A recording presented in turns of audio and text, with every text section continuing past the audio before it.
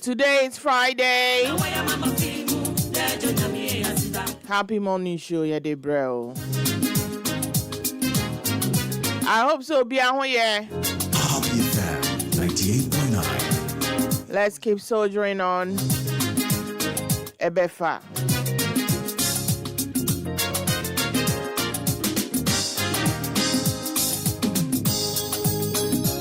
And Cheba Kofa a year road safety tidbit in a bro.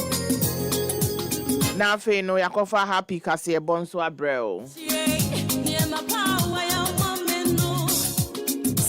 Before that, daily graphic. Oil money to push, big push. Petroleum revenue law amended to channel 70%. Proceed to infrastructure. Ghanaian nurse eyes 250,000 cedi global award dollars award. Interior Ministry beefs up security in conflict-prone areas. VIP is back. Vice President Jane Nano Pokwajiban wa ba prof. Nyame adom ne ho atono. 98.9. Ya dey radiase. Yenko fa road safety tidbit no emfa emrel. Ye ko road safety tidbit no ma fatwinum se na wotwe nyina de aye ene road violations ena afin road traffic fines ena enrai ye share careless driving se obo careless te se de abrani nyina ye kana na sika ahe ena obetua ana se fines ben kra na ye de beto so enra ye kire se obo careless a obetimi akwafiase be bosome ana emfie miensa ene efa enti mepamecho momien hye ne so na ene de ye hye ne se driving under the influence say bia wafa enuboni bi ana se wanom nsa na unie emikatente na wuko isanse sebio wakonum no boni bi enye se wonom na odika se wonom se enuboni na se wonom sansa na ensese odi ehyen esi kwanso no se ye chiwa ye maw fine ena afin so obetimi akọ efiase be 40 months eno sa 40 months in enra ye calculate wa ha na about 3.5 years enti shohusu ye menkonom enubone menkonom ensa emfa ehyen ensi ekwanso na de mesan akaka ho biemu ne se fati Ghana Police Service nkoa ena ye mremu no ama omokwan se woye saa eneme ya so omutime chew na omude kugina emra no na emra enso edi wasem na kai national se Ghana Police Service ensa so mu se utwi ehyen under influence of drugs ana se influence of alcohol 98.9 kwan se omu arrange you before a court ana so omude kugina emra nim na judge mapa etrase na ohwe wonsemu na sekwadu no ebodi a okọ efiase be abosome mako aduanan 40 months ana se obetua a fine of 500 Ghana cedis ana se nimienu nyina obetimi atua a fine no ana se obetimi akọ efiase asemu a mekan Road Traffic Act 204 as amended in 208 Act 683 eho emra ena yeka eho asemu isabrede ata boaben atrase na onim se otrase ene ifiada anopedia na happy kasebo first sermon no de di kan kra ena watrase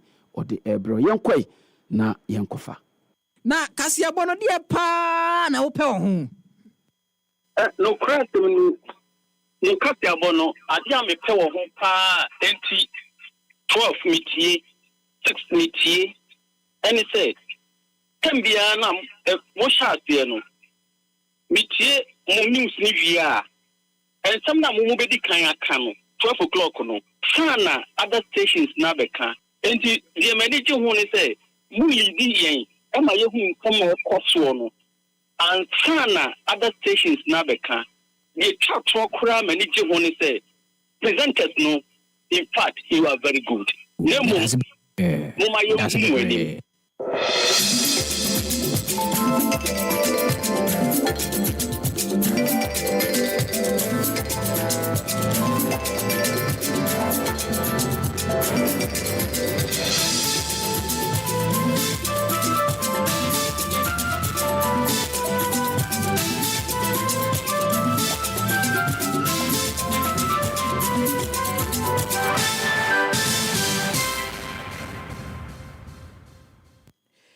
Awie Ghana de shimama yeba mache yeba makwaba emfa emra happy ediokuru nwotwe ene akiri popanyan enkuru eso braso se anopa no isia bremu dokodoko ya bo akase bo ye nyi bi firimu mfa bi nka ho no matra si mema so se Yesu Kristo di na fi meja mboko se fo satade bo no enso atimi ede ama ene anope ma remfi se obeka ye ho enso ewo ani nwomekire Facebook oba no like page no adwenche no fato oboko uya no wapia no wahye na onua so anya bi ahwe anya bi atie ensema hodo nso ekuchegu nkrata so a mede bre wo no so ukopie mu ewo happygan.com a afofuo bi ka ho nso ensema hodo enei no edie de ncheche ewo yememu no so ubenya bi akenka ma wo so hu ensema hodo enei ekoso ewo omai konkono Ghana mhasi na ensema hodo esome sapakan me beso yese ba yekugu dia ma wo no edo so pa na nso die di kaditi no ena samufuo Obodi aso so kroji so nyame ni ye nansa so to and what that no so bodi e deje mu mensem no me nso beka ama wo so watimi atibi ene anopai na de me de bre wo na anopai de obetibi ne wi ene se ene no e ya de se ayo so central ene ye mesi krache pani ye boni din se ye nkwoto no so aba no adane ma abo ne mpinche a me de wo kasa de ne mfra to so miru no pani no ye ntimi anyina tumu mu nsem no me de ebre wo But we call a Yegumwa Dominancy Junction and rather and some with you about yes, police for any you to net media bonny pair now some police would be the Menuka say, dear, baby, or more than more deeper. Ama branche back on so fast in qua, a seminal acquire a reho sempa. Now, ama who will say more no so me, they will call a year a Palestina Kurumuno, saying and saying to Quabrania, or niggas of whereby ye say, yes, ye, Drianima who will be a. Was a decoma or more ananka, a twin and asiano. Say that you fool were one more at dena, one more answer, and so a TB Akasa and Yaman Ebi. I will for a way home, and na and ne and ope matasi and semono, may the ever sumbum, I were happy to the concono, Cassiabo Eswo. Bad day work I remember sumbo, now fee met me aso sumpa and ano pay me ding. A year what this year ba ata boabing the academic juggernaut. Ano pay, Mama watching, I'm wakwaba.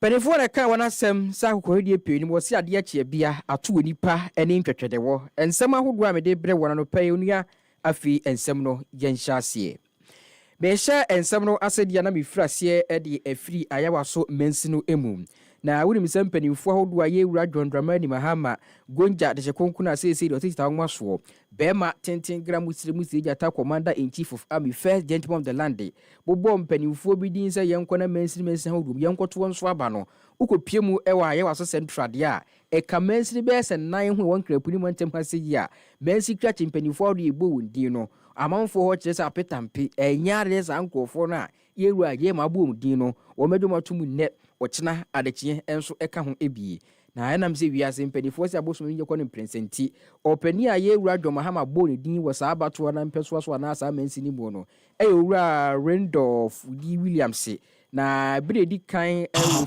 bosom de 98.9 e wa fimpinu eni aduonu mu okoto aba no eni assembly members baako dunso ekoto aba ne mu nsia pe na ba no ntoma no wekere se pani no eni wono mpe no nanso se de mra ne se no ewura dwoma ha masa abuni se wonko ne mpire no so na wonko hweseja we de bia nyankopon bi di ho afufi a na wabra enrada na abato no mponya maaso no omanfo ahodo bi a wono wo NDC fo ni bi kyese yewura Dwomahama ankofa saa abato no mpeso aso titirani a mapa ye fe ne Hariwotu no dia nyaade so mbeti ase ne wo kyena adekye enso eka ho ebie enti abato no nya maaso kora no de enso beto amfra medikenti na nkofo na hyase ye dede yempanu chema wotu aneko obi ara nim se totonwom isa enti akobasa na asam na nya dibone nti no ya abato no kora nya amaso no na omanfo ndi pinche mentime ho ase akyese nkrofo isuso no ye NDC fo no wono yes ane mana abato no entimi amaso a wono kyese chairman no a eneja wono pen wo sa mensi ni mu a enya sempetua na wabra happy kase ebo no omanfo ni bidi nkomo no eni ebi so se di obi e kapa no enesen chama otunu a ena mope anase niema etisen obiasi otu ati otu na epe se we ko suru ba for my epe otu ye be wu po ye pe otu because onu na anim party no on na anim bre ye nu na bre ye ni otu bre ye ni ma de o ye no to no vote ye block me bia we let otu no vote for life mu no bia ba ye ni ba ye bunu otu na ba we let otu no vote ena me catch them nu commando otu nu ha ya brama party nu commando ya brama party nu dani ya bre ama party nu ya commando otu na ya de commando otu nu on ma aha ye ntu aba TV asempanifu aka so obi nya wo adwuma nkono mobreku so nti wono kyerɛ sɛ chema otunu de yewura Mahama ambon di amfa na amapa de a owura William no wobɛtwe afa ne bosaa nya de sɛ betimi afa edi ama no enrada pinche ne mentime ho ase ma no homde so wa ya asese central mansi ni mu no na auto sɛ chema otu a na wono mo epe no yemfiri hwe na yemfie ne nkyerɛ mu wo ensem fufuro mu na agomu adom na se junction na sese de yedi waduru no a ne wogomu isimensi ni mu wo mfimfini mantem emu na enrada aposifo ne eyemensi ni wono mo ka wono bu mu a wono kyerɛ sɛ nkrono bɔ ne mabasa bi a ɛkɔ kwan no so nti sesia ahoduo bi akɔbɔ wo gomu adom na se dwa no kɛsie na kiri hɔ no wono susu sɛ akrɔmfo wamfo no nipa wodi za wonfo sam ne hɔ no hyenti no ene wono kɔ na nkono kutu ase sɛ banche no na wo sɛ adwumadie ni mu no ene beto dwa sɛ afidi mu muntu excavator hodo a wono mu di dwiri saa kios na gu no sɛ na branche kwa ba akusi ye nam so amaba te no kyɛ sɛ ofiri mu ekɔ ya awerɛ ho sempa ene mlanti sɛ hene ha wodo nsa kabre wana nan ene adoma kwansɛm so de obati papa woni aposifo no on de boani ema me de wo kasa mpo de aposifo mienu eprepre mu odin pa nei immigration officer ba konso no ba bi oda no nso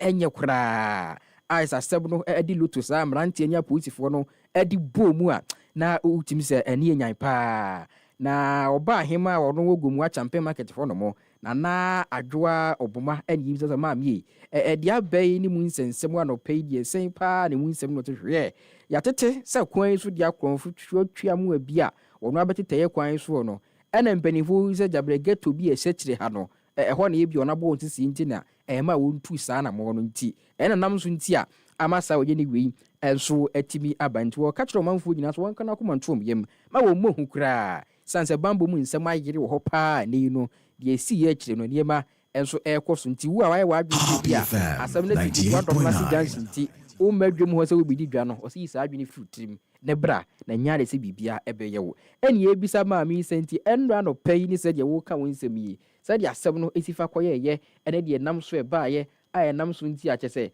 amasa ɔhaw no aba no ebesi enya mu nkyiremu na gya ye so yetimi ti nsɛm na se pa fikɔ ya amoa enti de esi enra no pa no ɔba hema sɛn pa enetie na pay die mente me ho ase kakra na aba gomwa asen market ho achampem na nsem ho ba kwan no so ye be ho anse awobesifo abeye barrier ho jije nkofo niema nti policefo no etu sa na ese ye hwehwe mu no bi ma abeye ghetto bi wo market na top ho nti na em se policefo no susu se omo na omo ye sa de nti anape ye ba ye no na se sa mente me ho ase na akoso ewo ho na enye market ya na sa de no akoso tino de ye besre imaneni na ne se enye market ya na sa de na akoso ntino obi ambra na ometo na de ye ba ye so mama mani na so guso a mo hyedwa police for no so eguso mo bo ye ho ban wa bambo no so mo ayedin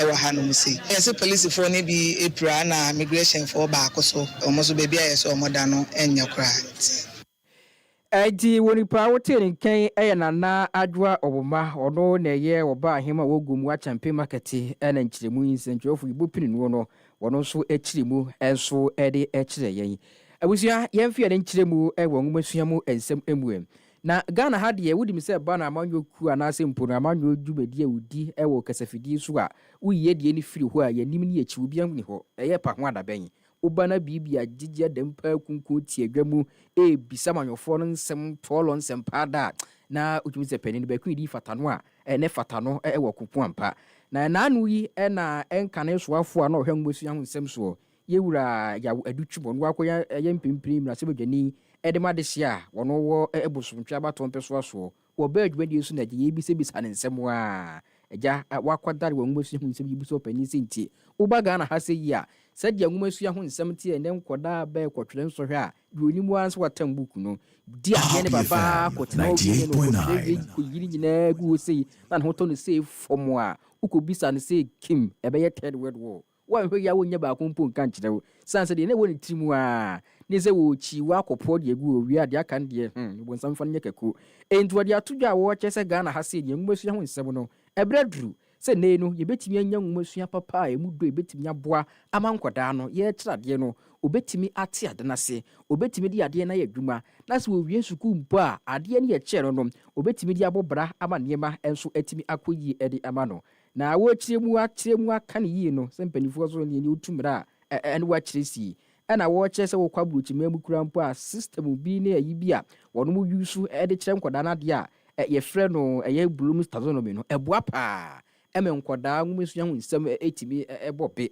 ene ye bisa ye wadu zade twumwe ene ye sade wo kan de saa hyehyɛ ye wo ngusu mu a osi efrɛ no saa blooms taxonomy ekirimu yi ekyen sanse ye de ye nhyɛ dante won hyehyɛ bi wo ngusu mu a ye frɛ no blooms taxonomy or the new blooms taxonomy na blooms no ye ɔkyerɛkyerɛ ni pani o University of California a ho ene osua ade ko hu se ye wo kwa e fa so ekira de a ema ade no ehun ba mfaso ade kire no ba mfaso mo man ama kwara na dwi mu do pa na wose wo fiti ase akira de bi a de wo ya me se wo person kwara no ekai de wo kire na fi wono no ho se wo ka de mi kire wo ti ase wo kai se ne ekire photosynthesis na photosynthesis no wo ti ase enti wo free beginning level pa remembering now they are called understanding. Now if we understanding what you say, and what you say, be what you see. A kwamba so na be fa would be ye ade so could be application. Now for application and some more call evaluation, synthesis, and creation. And no a whole no say what you a dopa and 4, 5, and 6 no. A whole na makora no adwum ado ye. Akodru baby a de twatro no obe ye bibi. Ono de nsa na na dwen ebe hihye bibi eho no hu za ade kire no eduru ye pa Edi waswafo enkane na ohwe nwasua ho nsem so empempe o yemra sebedwani ede ma de hia wono bosomtwe ade hia nyina di na yawo no ye wura wose ade twumu na new bloom taxonomy wo chichi mu dia kire se ndei ebeboa pa amenkoda no nwasua ho nsem no enso atimi abobe amanfaso enso atimi abaso nyese odi ni baba saa be wiase no na chese adane buachi ebidin yemla yankasa ya mensini mu ni abato mpeso asu e ha e we die odum se kolekulote ha se ni di enku ya otimi se dwumedi ya yedi ene wona da benti yenso yetimi bodwum wadwadre pa se nkatebowie no na empempi no ukoyempo ano ahodo a ya na chese ehonye ni kakura ene nka Ghana die nim se nka yempo ano ahodo ha se die nka akoho a ahoho ni anafu ifram no ne ebaba nsrahwe ko ebichi ubekona politi bag ni hia wo aya ma mpoma chese usuha baby kura ni obaby a ye friend bole abenti there was a friend bole as your friend bole beat when ya bre a when ya gie a wo dan so ma wudware no na politi bag hia wo utreje kura mpo a sabi mpreduasa nkwadaa pampɛsi nyina bi tumi ahyia wo san sɛ nneɛma a ɛde furu pane ɛwɔ nsuo no mu no ɛkyɛn nam ahodoɔ yɛde agu nkwa mu a kyɛ sɛ yɛbu dambales nwura bia bi bɛtumi ahyia wo po no mu wabɛdagya wodeɛ wɔwofii sɛ woanya nsuo bi dwodwo ho no na kɔle kulota abatoɔ mpɛ so aso yi wɔno mmra hye badwane zinato agyema lawrence na wɔne yi wɔne mɛsi kra kyepɛne nya kae bakyi mu no kyɛ sɛ ɛbrɛ duru sɛ yɛ mpoano ahodoɔ Ghana ha sei no ɛhɔ bɛtumi ate nwan ama hunidie ho nsɛm so ɛtumi afa no ntoma pa ɛde ɛfrɛ hɔ nom nti seesei de deɛ wɔnakɔ ntoma pa ho a wotumi tu anamɔ ɛbɛboa aba nne yi yɛnsuo ahodoɔ ne poano ahodoɔ Ghana ha sei no ɛgya ɛhɔ bɛtumi ate fain ama nneɛma ɛnso atumi akɔ yie na ma konkron na ɛgya di mpa no nso yɛnso yɛtumi anya bi ɛnso ɛde ama yɛabrabɔ na wabrɛ no ada wɔno de nstrahwɛ ɛkɔpie mu su bi kyi no ɛna yɛ maame Zinato Rollins wɔde saa nsɛm yi ɛto dwa na kyɛ sɛ ɛnya asɛm ketewa ɛna ɛde akɔba ne sɛ yi a woka ne sɛ yɛde asɛm mpo ɛna woka kyerɛ assembly no wabrɛ a ɛnɛ yi mode nstrahwɛ abɛpie mu ɛnso ɛwɔ ha sɛ yi. But we're downstream from a lot of assemblies, and they also have to take the issue of the management of their solid waste seriously. Otherwise, we will get overwhelmed in this assembly, and it will just become a very pointless exercise of constantly cleaning up other people's waste. So I think that's where collaboration with your colleagues comes in and see. Na enam center so nko anantinti Mercy Twachipedi agya wono so bo anan bie ne wono nyina akọ dwumade bi so opani agya mrase badwani no akasew na said ye MP akan wo nso asem yi agya wo na itibile kesewu wo je ne sen. My MP has just said the waste that we have here is coming from other municipalities, and what we need to do as a community, we need to work and collaborate together with the MCA, try and see whether they can also do some work upstream there to curtail the waste that is flowing. But anytime they do it, the cost is to us. Yeah. So we need to do a collaborative effort in trying to clean up there first before it gets to this place. So we work at it. At least now that we are all looking at the challenges we have based on the debris that comes from up there, we need to work at it and try and find a solution to it. Sometimes the solutions are very difficult. Aji woni pa wote ne kai eye kwale klote Mercy Twachipedi ye wura Alfred ato alote gaizi eneja woronso di bi atoa ye maame Rollins dia wode ekire mu eno eso da ye nkoye nim na ye mfa nsem foforo no entoa so emfa ema ena no pei na enrada ena happy enja mpanyufo ahodo ofi atibile kesa hodo eja ye nyina ye gi wona yawo no wono nyina ka wo hu bu mu ene dese di kopie mu ewo ye majority chief atwe ya na kese utim se enya sem ketu ansa ha ni mu wazin pa na said ye jampanifo ka wana sem se banu sua emia na hwemsoma mini bi nti na twiminu namti enyo ba akofo nko ane koye woni ekoye bia firi ha ne wonu firi djube fi ha ehye eye Global Media Alliance ase no na ye director of Global Media Alliance Brokers Company yewura Timothy Kakari edimbi sanso na director of CC enso also 98.9 and programs manager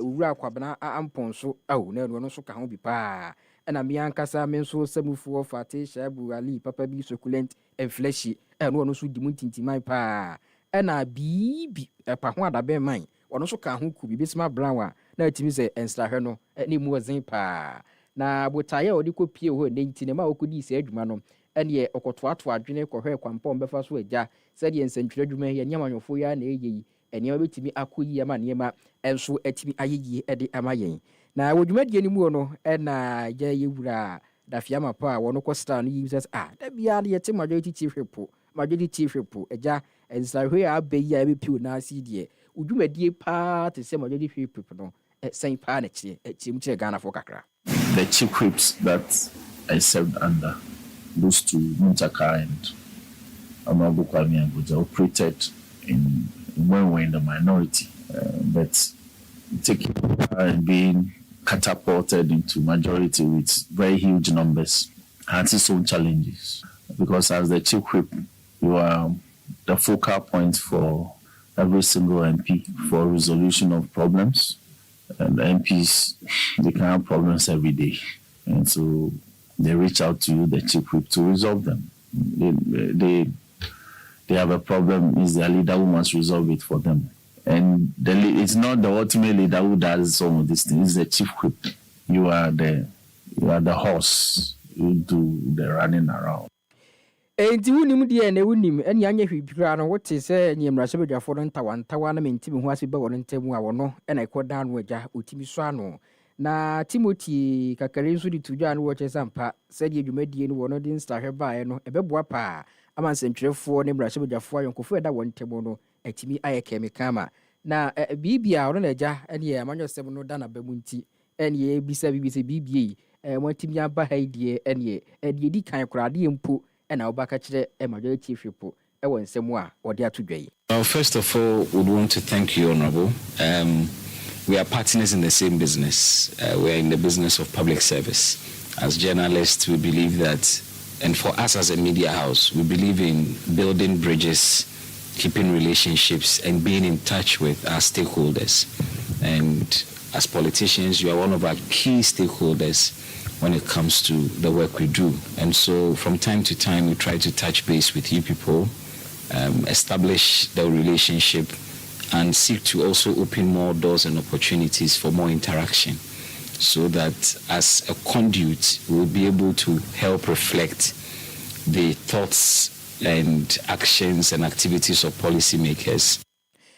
And we are Bismarck Brown, we be ha say ye pa ho adaban the number one political shoe and ye Ghana ha say na nim nachi bia ka ho dia onu di akiri kura nipa ya wotie dwabuo no na wotie ne nkan ye fa kase bo nko pie mu e wa ma ahodo so ensem embu me ne wo ka say the UN e di atodwo no che say nei no say the wono de mmoa ne ade wo koma amaya ahodo bia ya na ntokwa bra ne yesisuo no me ne wo ka say the Palestine for de na kudura enei ene cars be say dio kono ene me wu mu no onu beyi ede amaworo afei ballbo na ballbo no mu de o Colend na bruchimemu ba bia ye chese Thomas Partey na kan no Arsenal the Gunners udim se afei wo bi de ne contract na ya ba wi ya ne sa ti eja ye nyamfa bibia metu dwa se wo san foforo die ne ye hwanim se contract di wu a ede ode ne bechimu be foforo ne so coach bi kala tade aso wo chese oh da bi Arsenal no ho ne de ehwa na Thomas Partey no betena isa ne bono yade a eso Happy FM 98.9 na no pa nsia birimu ka se bonye de senior so na nei morning show no so atimi atoa so atimi edi amana mi ko edi nsem bia wote ye na no pay ebi ene se aya central mensi ni mu no mensi catch pe ni budi ni mprenu so no nei na abato no ko ntimi amaso mbu na campus ya gina tum enu ada so pinche ma no homre so e wodom na si jansi apolisi fo ntem ni maburu no nam so ama police fo bi lo any immigration officer baako wono tibie mu no nya kura ma baburu baako so finu a akokoye awrekosem awofo bi ka we ho anopa metra se ensem no me de ebeso mo tatu me ko na succulent inflation editor ya no pa Friday bia de widim se bono show no wona ya na di na ya wa de brewo na bibia enso atibi aye kama e de ama wonti de aye idie meko makramo medamase.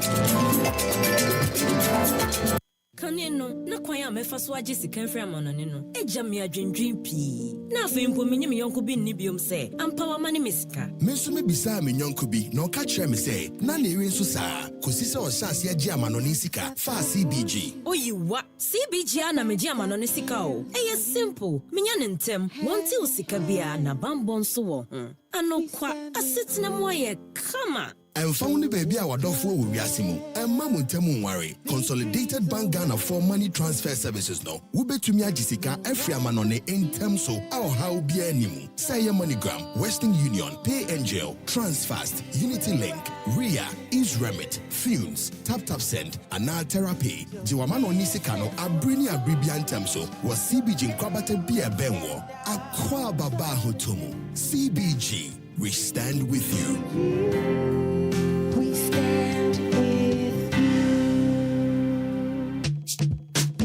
Kaswafwe Why you ready and happy on wheels? You made the happy FM, I said. Near the bois, Makwaima, a dreaded four, and a gun of Winya Quine, and yes, in Piagina so traveling. Nebuama Ghana, fan to my Pefrano. Yet the Drew Castle, a wood to Senya East Municipality. Oh, and you did mediaco. Near Ghana for near the four work Castle New Market. Anyone where Betty Jan will be Ochomubiano. At Trans near Timiabua, Sagana, and Kanko Betimi at Dimu. Happy on wheels, 30th May 2025, 2 to 6 p.m. Castle New Market, and the Media at Ebrewo. Ghana National Fire Service for Ebe. Yamio Huno Kwa Betimi a Jashisha Hokwain. Save the Eye Foundation. And so Ababe free eye screening. Ediam Medinas. Saranzuna Road Safety Authority. Eba Becheche, Kwa Befaswa, Betri and Hofi Kankwesha, Enyinemu. Jumedi, when it's Ayawadia, Ayamedia. Yenani Yokodin Komo. Happy on wheels. Your voice, your power.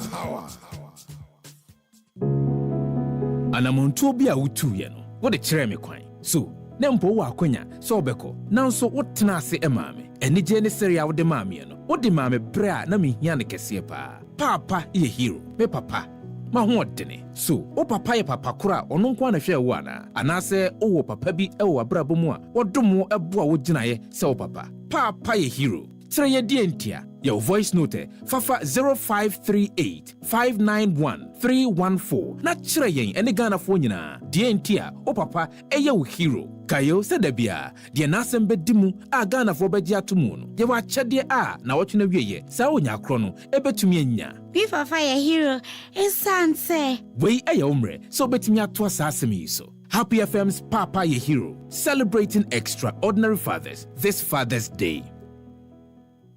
For all the news updates, trending topics, good music, and unbiased analysis of various issues, listen to the Happy Morning Show on Happy 98.9 FM. We are your morning companion.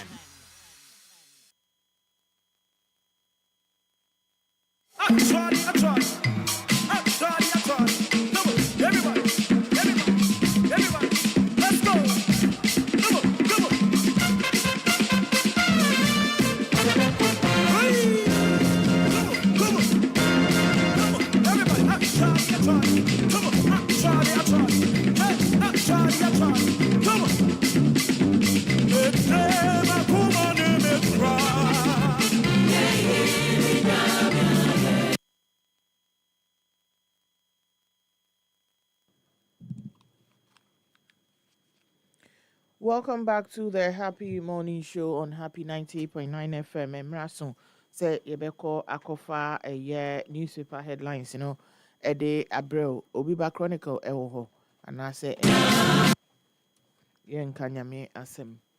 Chronicle Niho dear. Happy FM 98.9. Yeah, Daily Graphic, I say Mo Enkana Nkaya Boyfriend man. Menfa Daily Graphic and Fanchase and Fa Emma. But before that, Menkofa a year weather. Munim say, Mbea a woman dear, weather no, who ebe here, papa, Sanka Debiano, yentie weather this time, dear. I will say it to me, 8-year weather, because I will say, oh, down, so now, that a year in Subeto and this any we ebe ye. Anopay Ghana met you for essay. Southern half of a year or my yumono, a mostly cloudy conditions. Some of say na yene Ghana met you for a chunko momo much one day say mostly cloudy, sunny conditions near dena a dear I must say umbenya mostly cloudy conditions with patches of mist or fog, likely in the coastal, forested, and mountainous areas, during the early hours. FM, in the early hours anymore and your way. Saso and almost say Abra and Anuko and Southern Ghana, ever remaining cloudy with occasional sunshine, and a northern half an idea Ombenya a year predominantly sunny weather. By late afternoon, evening, and no ebea for 3 o'clock localized thunderstorms or rain are expected and as anticipated in parts of the coastal, middle, and transitional and northern zones. Intinam we ne ya akanyina. And likely ebia rain with thunderstorm ebeba. Enti yenda yehunso anope. Menfa Daily Graphic Emrel. Oil money to push big push. Petroleum revenue law amended to channel 70% of proceeds to infrastructure. Experts applaud. VIP is back. No ewa ha obehu Vice President Professor Jane Nana Opoku-Agyeman. Ni ho ato no kama ene sere on President John Dramani Mahama etwamfoni ewo Jubilee House honum. Ghanaian nurse eyes $250,000 global award and also ewaha. Interior Ministry beefs up security in conflict-prone areas. And also ewo paper nimwa ubenye bi akan. A new city for Ghana, yes, but let's get it right. Na obiba mu nyina te ha kase ena yeyi capital call baby uko krofu froso a omu yi capital call baby because na baby echoki ene ade enti Ghana yenso yenhwe na Accra no a higher madodo nti yenfa nko baby fufro. Let's go back to Cape Coast when if you buy it. Former NFL star to set up academy in Ghana and also Ahanum Isaiah Standback Wasem Enomoke na US National Football League player.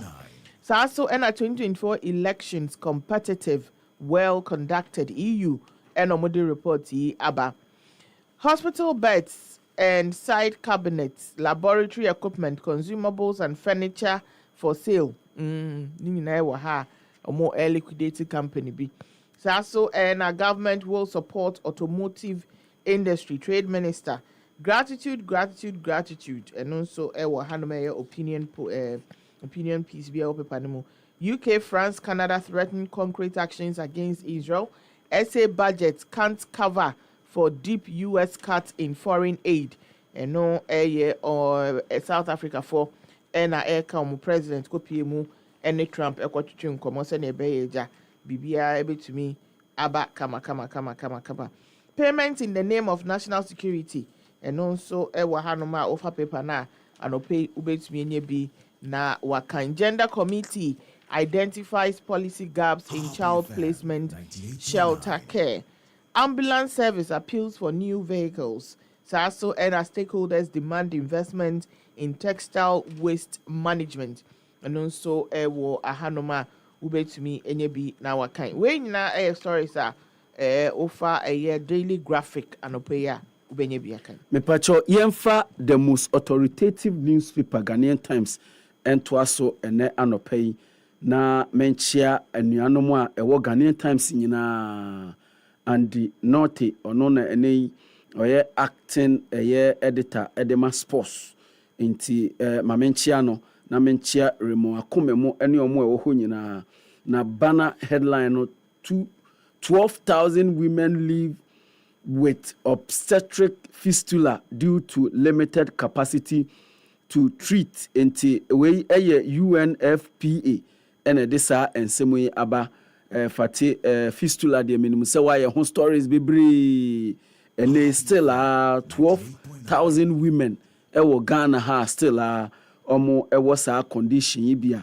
eno ehon asem ewo animu he limited infrastructure main concern you has a year VC lament inti eno so a professor ono eneda a year Siapon Ghana yesiapon baako Ghana yesiapon baako ena o kasei ena o chiremu the vice chancellor Edema University of Technology and Applied Sciences ena one of Rongo ena kasei Professor Albert Lugutera ena o chiremu say ye oba school afati enema e ha omo papa omuni accommodation omuni afin so lecture halls ahoro no eno entimi ano emma school for no ahoro no omuntimi mfa bebre sedianka university no ebetimi afa wei na one Ghanaian Times ena twetwe nkomo exclusively ya ukwada etwamu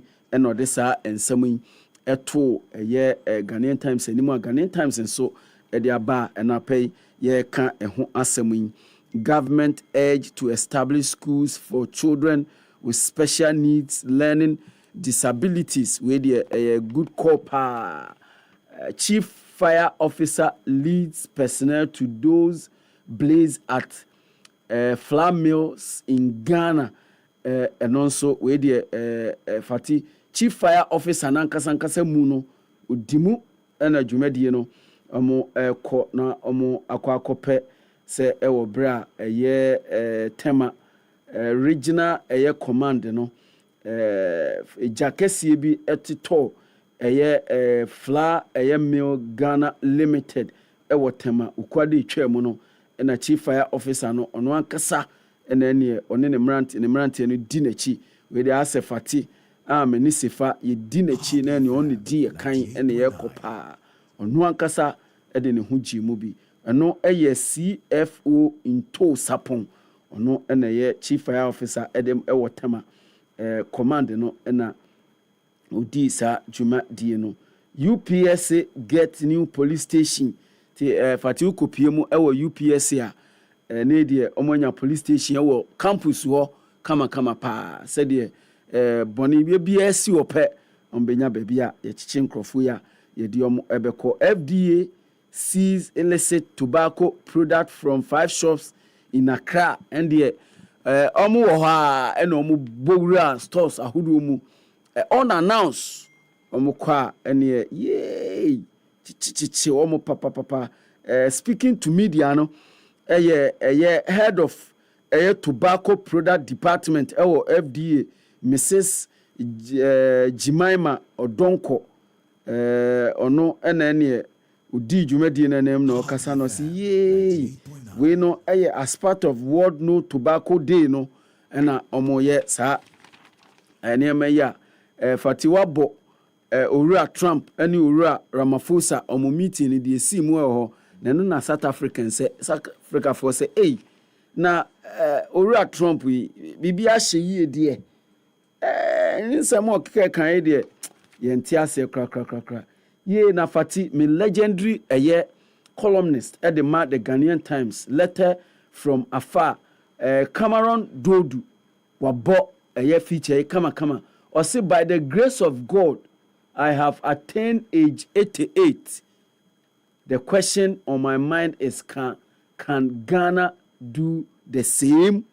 Big question, can Ghana attain the age of 88 ana Fati we ena Owura Cameron Dodu mpacho to Ghanaian Times ena no pay na penny feature no bi na kan kama pa. Congratulations, happy birthday sir. Yesu se nyina na otra na ye kan ene oda so ti ase 88 years Fati ye mompa se me no ye benya 88 pa. Bishop Herman College get mono decks from PTA ene de PTA no ye gu no ene asamba enti eye papa University of Ghana School of Law makes new appointment enti ene de okopie mu University of Ghana School of Law no memendai menantefa ho nyina memendai de memendai twam yi yes papa me kofa ho nyina wei eye Ghanaian Times ene anopai Memfa the news center into so Momo restructure won't diminish share value. Yamson ena eka Dr. Ishmael Yamson who ena yeken Gold Board extends license transition deadline to June 21. Na mo pese mudili in gold I think said they have given enough grace. And akwanya abayi nyina so when to me anko yet there was away na for your babechewa and mam meka se obi na aye obone because omama deadlines how many times Mr. Wada if that is the business you are into omusi old one nyina etwam abesenko we new regime entino monko na monko ye de was say moye VIP returns home after recovery in London. CJ removal sorry 3 justices CJ removal sorry 3 justices video sparks debate and also ewo ho meditated sorry lawyer for petitioners aba saso and a BOG side stability amid cautions on risks. Ghana card powers healthcare margin CEO Baden touted as a global ID blueprint and also ewo hanoma over a year the news center wobetumi nye bi na wakan. GST records 30% growth in first quarter of 2025. Number of mpox cases recorded in Ghana has risen to 9. Ghana Health Service (ENA) Africa's moment of action has arrived. Dr. Katigekwa ENA ononso kasa same way. Other stories Albania Ewo paper nimu as a missing UWE lecturer found buried in his womb. Hey. Missing University of Education Winneba lecturer found buried in his home. One arrested. Na chese a lecturer bi owo Winneba University ewo hono. No wayera omo hwehwe no afi do mo nkwa papa ye wu amomasie no ewo no ani fie. Sisi ade ya chi nipa baako onfa ntiremu emra police for. Talo restart drilling operations in Jubilee Field. 5 deaths recorded in Accra after Sunday's downpour. Nadmo ena ede information yaba say nsu etoye no kwesi ada no last weekend no eto Saturday eto Sunday amanfo ehwere mu nkwa ewom nsuo efa omo. So ena a victory for dialogue and duty SSA UOG strike called off editorial na ewa ha no eno no. Your Excellency Mahama, I'm drowning. And also a article be a wohanum by Alice Frimpong Sakode. Other stories are being 1 dead, 3 police officers injured in Dominance drug raid. Mubekaya ye de ho asem nyina ebremo enu enwumre happy kase ebo anopenso ye sign 18 mu emamo. So other stories are being I say EU election expert mission comments Ghana on 2024 elections. BOG style stability amidst and my kind of that way no air stories and pay over the news center ubenyebi na wakan.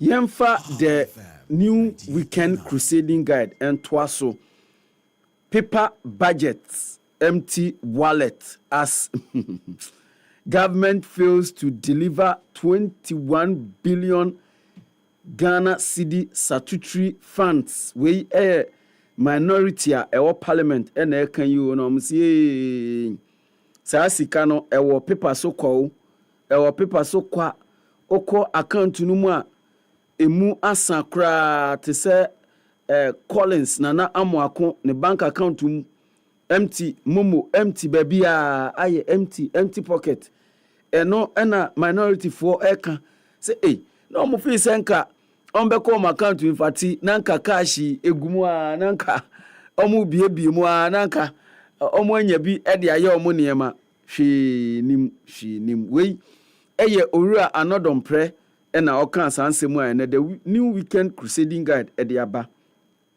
cedi surge demands power price cut we eye S Doma East MP Berema ena oka kire omampani ozi omampani se cedi aba from cedi ahodin cedi ne ma from cedi na ahodin no kosoro emenei dollar aba from no se ne entity enyam kane ne boy den dodo ne boarding ni oto bibria enso te se de ne so no ba FATI de o se oto a kakra utimi yusua Akomu chiefs denounce Clement Jato. Checks at presidency shows he is no aid to land minister. Abranti be a friend Clement Jato. Ena odin ceremony bi ewo Akomu. Eno ena ahemfo wa Akomu se debi. Krachi yenimu no oni juma enfe mayen kra. Gold board extend new gold trading license regime deadline omo de buy senka May ekọ na wie ya nanso ene de mpanifo atwim enti se u trade in gold now pese o license o business na animu ye bon homodien na kopie mu ewo gold board fo aso ye na kokra kosensa onkrata nyina CDC elders expose power grab by pastors and bank rulers. And also Roma father tackles naysayers, stop blaming Daddy Lumba for celebrity death.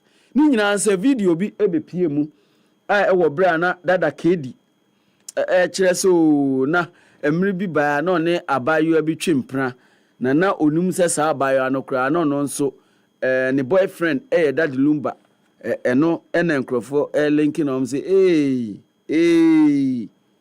ɛne Daddy Lumba ɛna waji dada kedi nkwa afri ne nsɛm ana ɛno ɛna Roman father sɛ we asɛm we so asɛ ne sɛ Ghana for de we asɛ ne sɛ owuo de sɛ obiya timi wu na ɛdɛn kura nso ni ɛno ɛna ka kyire Kwame Apia obi nka sɛ 24 ko kurom wa hwe wo living ti sɛ na mo akwan ne obefa wo polity bag na wo de wani akyire mu ɛwɔ wo kurom ɛno ɛna ɛka sɛ dada kedi ɛni Owura Lumba na boni bia na boni bia ni omontem na boni bia ni omontem kra nti de Ghana fo udi omanu achi a we de ase mpacho aika no pe ya no abo me yaka kwantuo mu de amame Ghana fo de udi omanu achi a utu kwan kra o mabiem Lumba ene boy na Lumba brothers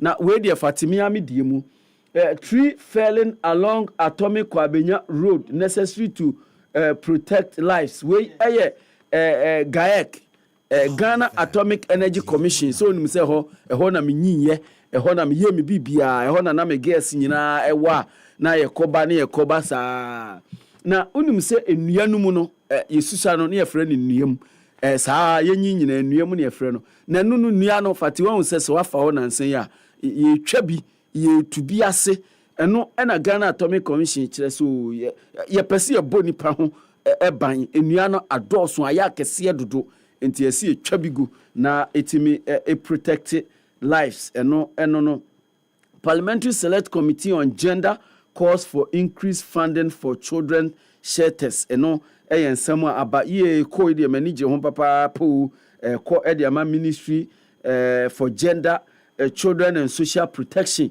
ene omo akachiro omo ewo ho kama we the new weekend crusading guide Memfa the informer ento aso emma a city appreciation and as a city appreciation varsity don thumbs up Baumia's policy worried citizen chides media over decongestion exercise. Alfred Mahama disowns Galamsey, says he is law abiding. Saso and a 24-hour economy policy Otumfuo pushes for reliable power. Past conduct of public officers bill now. Saso eno and Bossman urges a year Mrs. Anna Bossman, former a year Sraj boss, and a same way. So Gakopa murder, ringleader jailed for life, 2 accomplices sentenced 94 years. Mokwa ko bia dia mudu wa na mukunaka ho. Yantuaso, when headlines hinder progress, media in the way of decongestion, and also ewo ahanom ubetu enye bi akaini ado na atro story ede aba. Other stories albania ewo paper nimu as a suspended CJ's legal fight against removal process commendable. Dr. Joshua Zato na Kasa Asemwe. I'll get rid of all beggars, prostitutes from our streets.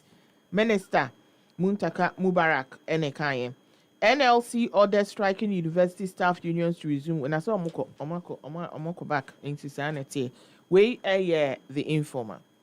And yemfa the Ghanaian publisher entwaso ene anopei na memo asemwe so okaya na meka the new weekend crusading guide no meka gold board omo extended a year gold trading license registration and as a license regime no ene de nanka year 21st May 2025 enanka beba na wie na so mpanifo chiremu se wo enkrofo bebre ena di petition aba omaso ni nyina ye omo stakeholders ewo gold trading value chain no mu enti ene de Owura Sami Jamfi any gold board ono ena CEO edema gold board oma tretremu efri 21st May to 21st June Tefati, what it means say omo de bosume baako ena aka ho a eye papa. BOG governor warns of risk despite signs of microeconomic stability. We Dr. Johnson Isiama enade sa ensemu. Ghana Stock Exchange records over 30% growth in 2025 first quarter. Best security market in West Africa. In the other West Africa had Ghana Stock Exchange. Ebony Homoden pa CJ remover. Sorry, 3 judges video spark debate. Na Fati updater efa saasem we hu de ene abrantia ono ene release sa videos no ene ya ye kase dodo na afre no adenta kumi de eba ne se NI before afa no ena no pe ya ewo ni fia ewo adenta nti eno enso no 5 sick nurses in Upper East receive 76,000 Ghana cedi support. We dia papa minority charge on government over delayed statutory payment. Or Alfred Mahama refute claims, denies engaging in galamsey activities. When so somewhere Fati leadership crisis rocks Christian Divine Church. Oba front page obehu Elder Ekodazi infoni ewa ha enanope ye boso na yaka MP petition ILO over politically motivated dismissal of public sector workers. We MP for Otafo Vincent Eko Asifua ena odesa ensemu akopiemu ewo ILO for aswe we the Ghanaian publisher. Daily Post. VIP Nana Jane is back to the anguish of the MPP. Their evil wish has come to naught. Alleged secret meeting. Edugita Maklo releases CCTV footage to refute Alfred Kumi's petition claims. Saso and no one is above the law and Sasari on suspended CJ's request for public hearing. Godfred Damin dragged to General Legal Counsel for alleged misconduct. Almost we go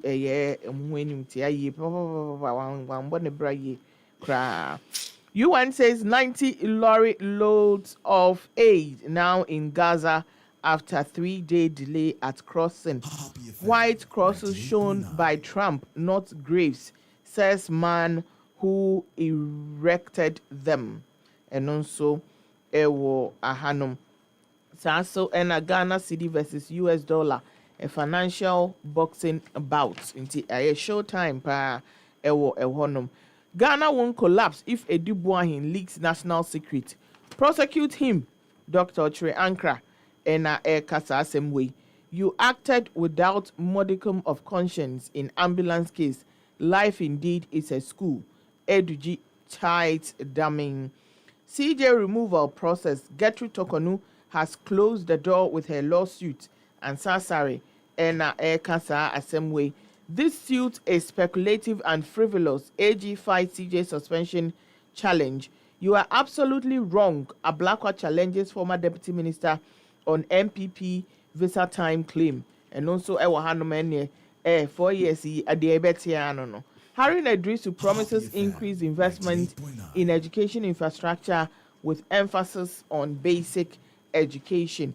And also, Professor Francis Otu appointed acting Director General of Nuclear Regulatory Authority. And no, Interior Minister raises alarm over surge in unregistered weapons. Other stories, essay Harry Nedrisu promises increased investment in education infrastructure with emphasis on basic education. NLC orders university, Omomuko back to work, Intino, and no daily posts, and anybody. Mepacho yemfa the custodian and twaso, Baumia vindicated on gold purchase program. Minority chases government to pay statutory funds. Ubehu Mr. Ano Frank Ano Dompre Ono NAM minority chief whip ena oka sa ensemu ba Mohammed's brother not backing Galamsey operations we Prince Kija ena afenso ni lawyer ena eka sa ensemu CDAP urges government to tackle cocoa price disparity until we cocoa advocacy platform ena omoka sa ensemu CDM blames Mahama for growing Galamsey threats. All eyes on Supreme Court over CJ suit. Fireworks at Penamai Committee hearing. We are the custodian. Memfa the Liberator. Hey, see the above. The Liberator say, I am happy to be back. VIP Nana Opoku says upon return home. CCTV footage debunks alleged secret meeting between Sori and judges Eduji and Eka. Citizen petitions GLC to sanction Godfrey Dami over alleged witness tampering. We the Liberator. Yemfa the new publisher Godfrey Dami cries foul. Choice of lawyers for CJ probe confirm it is NDC agenda. And so ewaha Mami o dende VIP back and better and also the new publisher and sa and some minority demand statutory funds payment we the new publisher. My final paper waha anope the point and I said the Ghanaian point. Gold Board extends deadline for new license regime. No fee stress portal. Over 4,000 students registered. City appreciation indeed. Acho is really forcing. Visa applications to Ghana will now be processed within a maximum of 5 days. Until because we will be in the same day, because maximum no and a year 5 days. Into minimum no, it be 1 day. Saso and a suspended CJ Tokonu files injunction against committee probing her removal, and also ewo ahanum. Other stories are umetumi enya ewo the Ghanaian point mu anope essay. My one dead, 3 police officers injured in Dominase drug raid. Serious. Gold Board extends deadline for new license regime. So, and my goal is to build a stronger MPP, not individuals. Justin Kodia from Pong and Cancer same way. Reliable electricity key to 24-hour economy. As Antonino 24say2 and Eka Newmont pays $224 million to Ghana in tax and equity from mine sale. Foreign shipping lines resisting local regulations. Shipping Authority CEO and Cancer same way. Tree felling along Atomic Kwabenya Road necessary to protect lives. Obiba favorite institution GAEC and this information aba. NHIA makes additional 260 million Ghana cedis claiming million cedis claims payments to health providers. Tanzania blocks access to X after cyber attacks on state account. Move heightens concerns over censorship ahead of October elections. Trump Ramaphosa meeting tense over farm murder claims. South African president disputes genocide allegations as Trump plays graphic video. We air stories at the Ghanaian point Eddie Abba. Me pacho yemfa the inquisitor unnecessary prayers. KSM stings women aglow. Fati. You know this aglow issue, eh? I am who on social media, and I'm like, is it that we are clueless or because see, aglow has been praying prayer for years. They think that during the MPP time they were not praying, but they were. Every month, once a month, be a omugata was the same venue. Ebon I followed. My prayers ni be there. But as a journalist, no credit that na waka. They were praying. Ebia yang for ye nianko. Just because one leader or ye Ghanaian or ye qualified. Akopiem more Council of State intino. That's it. Seriously, we need to stop these things.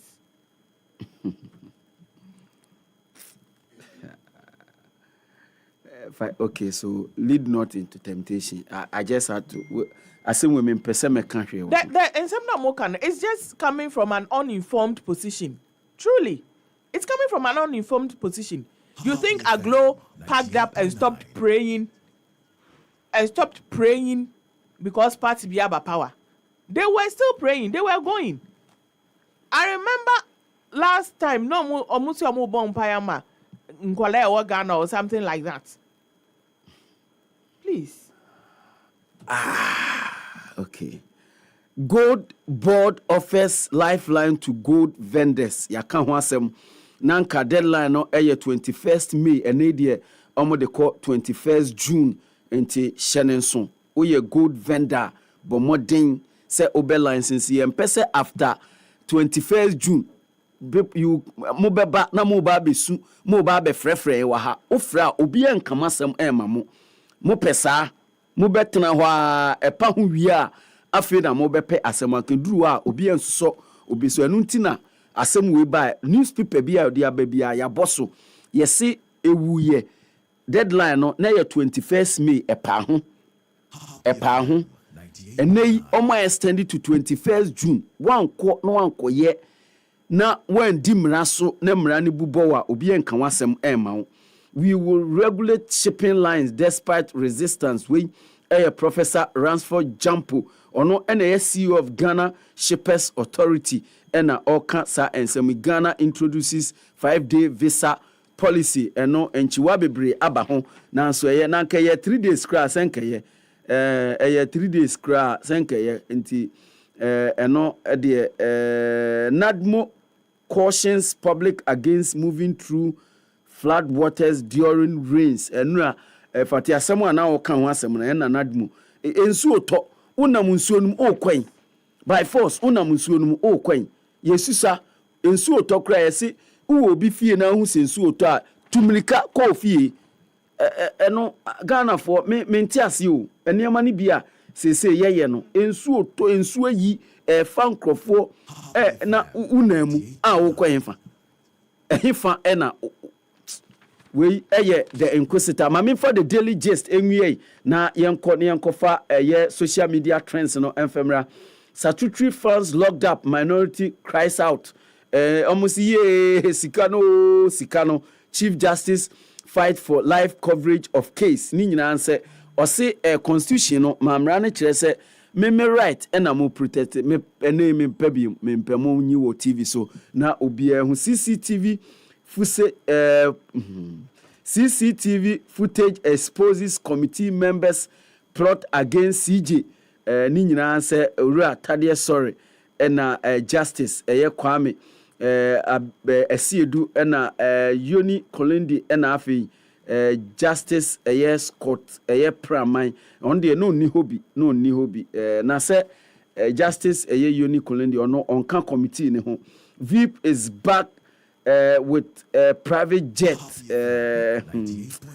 Ghana for the asemu mami ba wa ba obi ani age no mo the private jet or the ba enu nko a enehiamo NIB probe GRA commissioners over SMLD Baumia visit Ayoko Boche at Commonwealth House in London. We say unim say na the General Secretary of the Commonwealth Madam Shelley Ayoko Boche eno any ura Baumia so London was Ayoko office and also my office and also ultimately me person best metimi I don't say your excellency e kwanda hopa me twen me crampo my crowd metia me twen we the daily gist and a day a year headlines no minkofa a year happyghana.com and famra ansana ya sorry so na fe no yakofa social media trend no ede atoa so ama so woko ekopie mu ewo happyghana.com I will pay a year stories apapapa ewo honum dia na eye happyghana.com and pay stories obenye bi enie Happy 98.9 FM engages majority T-Whip Roxy Nelson Dafiamapo Enra Jumedi no Echo so kama ewo ehonum. Godfred Dami opposes closed door hearing in Chief Justice Toko News removal case. Saso ena SSAUOG calls off strike and also ewaha. UK finalizes historic Kegos Island deal, secures 99-year lease on Diego Garcia military base and also ewo ehonum. Other stories and so ubenya essay FIFA honors Ghanaian football legend and also ewo ehonum eno ye Wilberforce Infum ubetumi enye bi na wakan ewo happyghana.com afe yebeko na yede social media trends no abrel but before that me mamo baako ewo hanom Mami si mani ofasa mani mi de me pe bayiro me pe menkani na ye hwani o prisoner ni o si have na police for yan kobi o na de tamu da ne de hwe se wani ebe yampo si have there is no night o prisoner ni de bia o ti sumo hu kanenya horizontally o don sakana no amoamo te se boboli hwekwaso no wan poli ebeleze wati na nkofo ne bi kekasa mu hwe na wan kabi ne ye kan ka heaven no mu na mu nkobi ahaya kwan ho min kasapi ma min twaso manum bon mari momoni ni ko bi oye ma atuna tebia eti onon kitu nezo enti mezo tebia ma eti onon kitu nezo but enti mezo tebi ma ebazu no rekodo ono na abana amana obana amana no wia amso boda etim.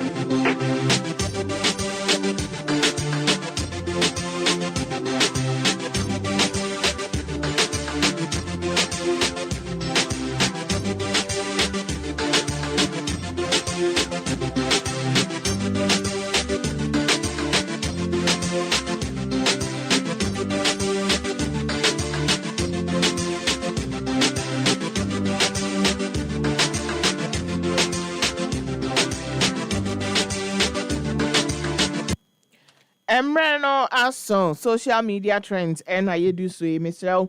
Wunyanko Facebook Happy 98.9 FM enko join a ye live na Emreno eni ko na ko join na trends na ye de ba no unsu onye bi ahwe na ejumako omabo emoso ya sinema ye de social media trends no ebrel no Bristol omo ewo products omo share that na say a design product say ebe provide safe and reliable electrical connections say ye wo fie obi mu wo ha ebi omu si dan na say dan na enye omo no mo ba kotinim omo ye ade nko ye kan say serial landlord debut business landlords ana omo o si dan na ebi omo di inferior nyoma nkwa na ebe ye because omo fi say enyo omo na omo ko akotena efie no mu enti ebi na omo akotototo electrical nyoma biara da bi fie ne hia wo na waboka enti no ko Bristol okwa also ope high quality MCBs open main switches open efficient for efficient power distribution open distribution boxes for secure connections. So ena open switches any socket apapa wubetimi eyuso enkodwom enkogide omudi egu ewia so ama ewia bona eno ana enye quality dada ena asen aba begu ewia so mepa chew to Bristol ena ebetimi a provider with all your electrical needs because Bristol is powering your world safely and efficiently. Yes, yes, Ghana, yes, I am. Yes, I am. A reason why in here, omo cars are your different containers. Oh, say containers near about ports, no. So, we container back now, we kwa kofa, e be 40 feet, we kwa kofa. Na, omo car, I was with this container, nisi so say ya yehubi. Na bi a bi kura omo de ahoma abom ni ade. Kwhwe okobra ne. Container no, half of it ewa abonten. Container no, half eda abonten. Enti se ne etie no, utumi hu se container no ebetumi emun eyie fi car na chi akoto obi car so. Akose accident. Ama nipa bia nipa ewu na nipa epra. We say no onam kwan ho. A police wo gina kwan ho ne ade o. Baby odi afia otumi di aba bedu ha no. You can tell say a greater chunk of the container no wa abontin. Car na ngasa na container ni siso no. Container na mia car na maka na ya koye flat. But still omugusu omode airco. Uko Facebook asema make me dem no kano. Utie o radio so a. Ebia you will not get a better appreciation of what I'm saying. Uko Facebook Happy 98.9 FM Ubo live in so a. Na otumi ahwebi. Na comment no enie Emmanuel Kwabena say this is not Kia. That is a 10-ton truck.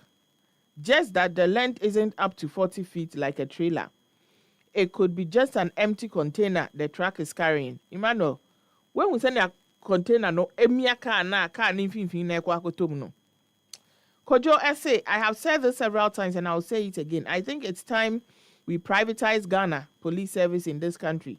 A police on the road will take 5 cedis and watch this thing go and cause accidents. Kojo Buamasi, people would just take 5 cedis and let him pass.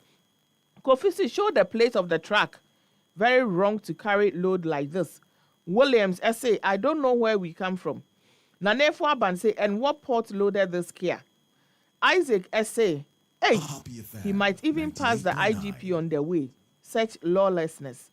Kofi said, this is Nigeria. Why everything must be Ghana? Obinso Eyasema or Kano. Isaac so to say, it's Nigeria, not Ghana. Anthony essay, I guess it's just an empty container. Sasso and Robert Williams say missing about another 20 tires. And also Ewo Ahanoma. Nanasari, I see if Ghana is a serious country, where in the world can you see this? Intisa and etia comment no omo ede aba enyekra afa yen to aswe na meka bristle asemi ya mebo landlord fui ena menya landlord ba ko wa hayo mansutwi ni papa na we no wo hwa we de me na meka o wo hwa landlord no onya sa enjoyment ni bi nti o mo bi me enjoy wo ni fie adan obi akoto AC ene ode aba bebo edan a all rent mu ena landlord ne say mempe AC bia ewa ha me de ma adwemu no me feel say ode AC no eba bebo dan ne ho no when be say permission ewa landlord ne ho because wetu tokro bi wo dan ne mu enti obi de ne dan ahan ho anasa rent wa so won't be enquire like modifications ewa dan ne ho a brick and mortar asem wetu tokro wo wall no ho wehu enode sa AC ade no ode ahye honom akọ dem ena landlord say mempene da enti landlord etumi efa ade ekotwa wires ni mu ewo honom uko Facebook ubenye bi ahwe landlord say mempene da wetwa ma gas ni nyina aba abonten enti no nipa na esi no odemu a enye yie o se dan no me dan ai comment no any Brian say why is the tenant so ignorant? Take this bagger to court. Well evidence crime. Oluwa I said this is totally wrong. The tenant should get him arrested. That is vandalizing of private property. Now our job say take him to court. Yusuf essay the landlord just took the law into his hand.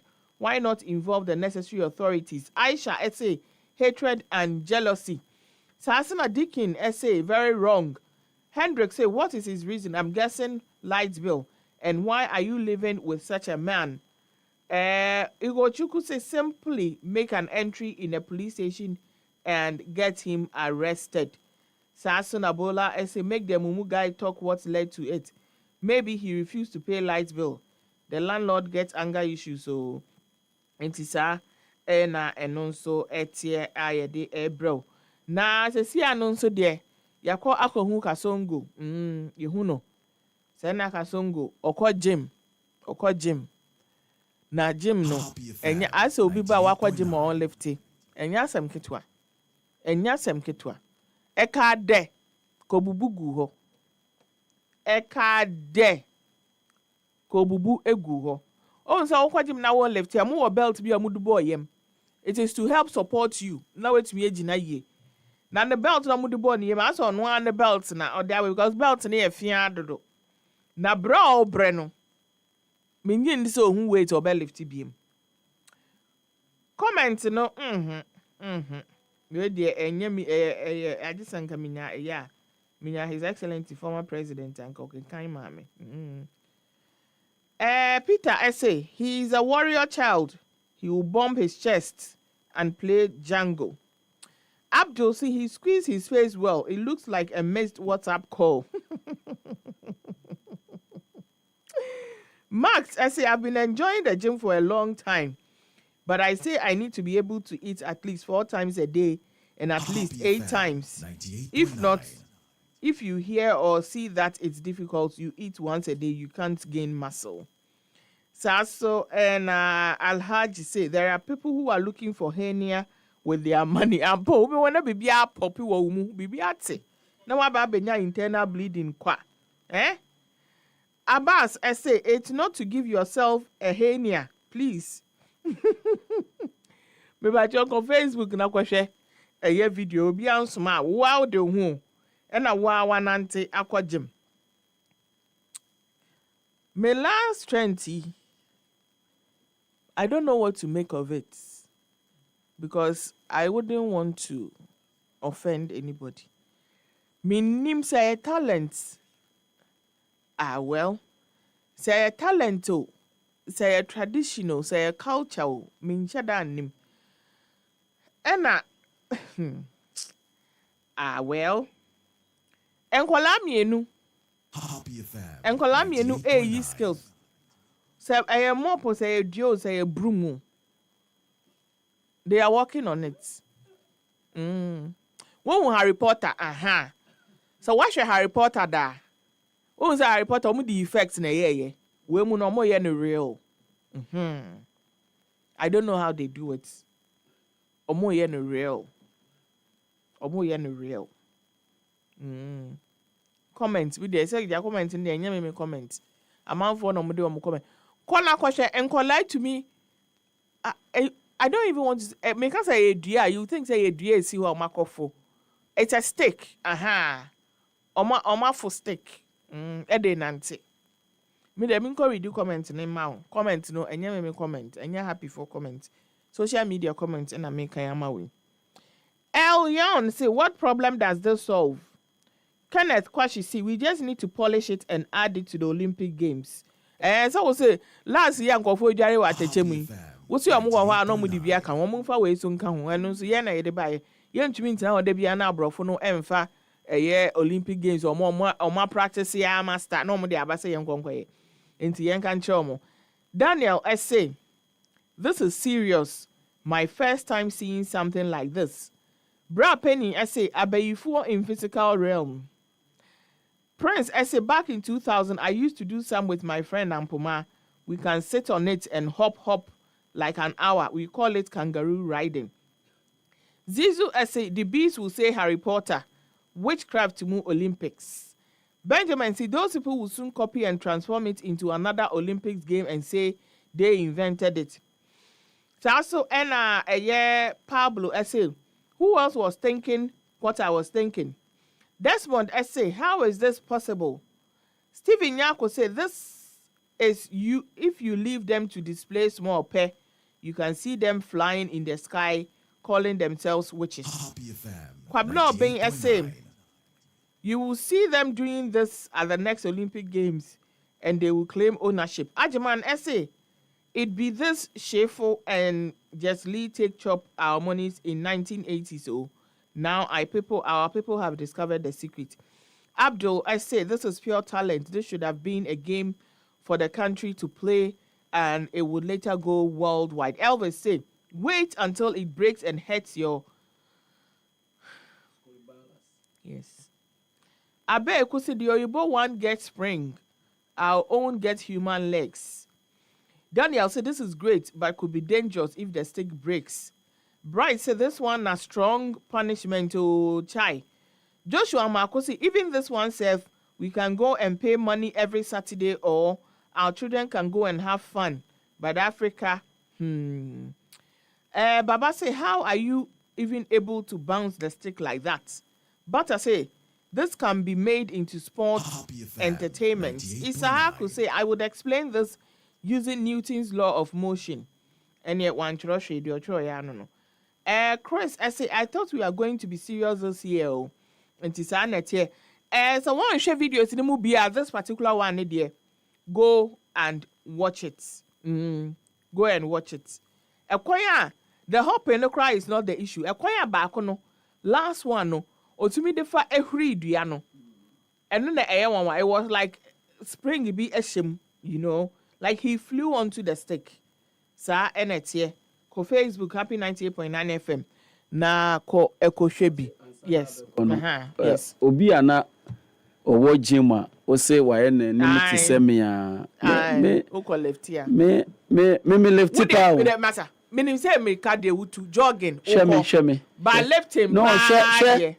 Masa. Wani Ayi ade na come ade nko kan say. Me say one ani. Ade na kan say. Is it styrofoam?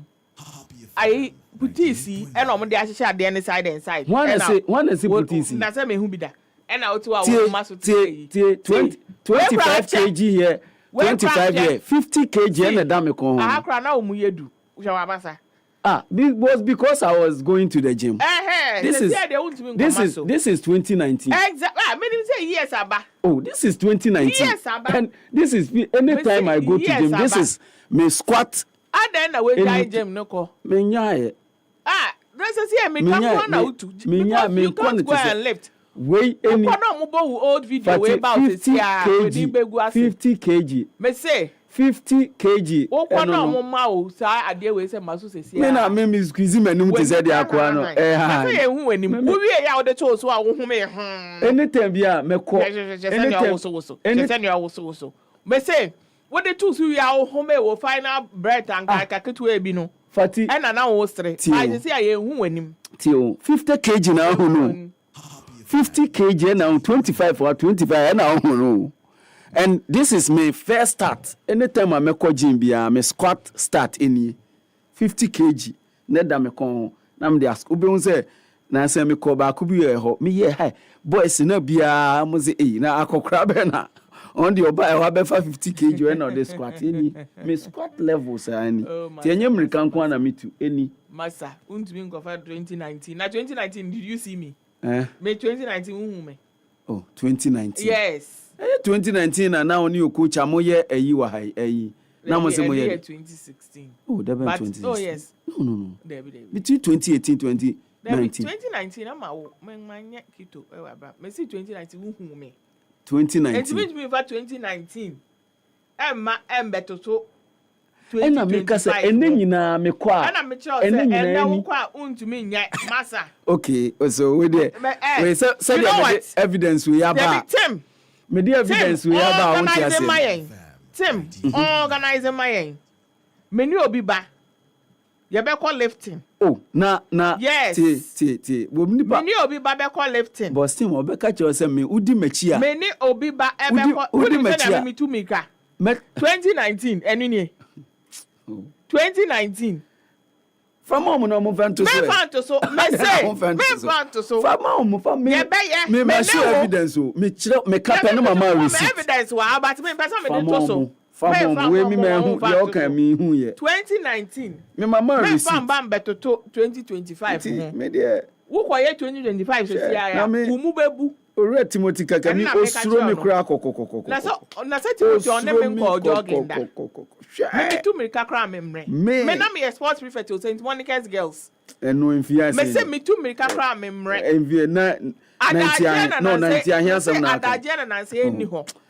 90 ahiasam na okay. That was 19 asem na okay. Me say adaje receipt about receipt when. You okay nyina receipt when. Kasa tintin en top nko.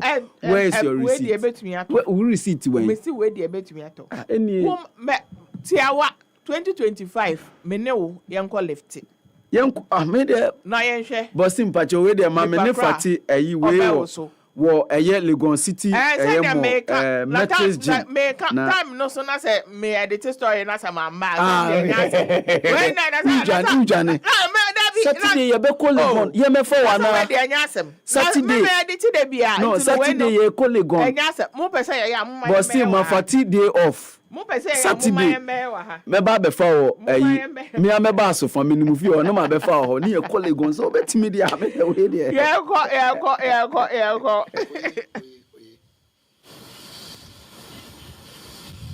Ma, I don't know to be a on and Katunizo and Timizo.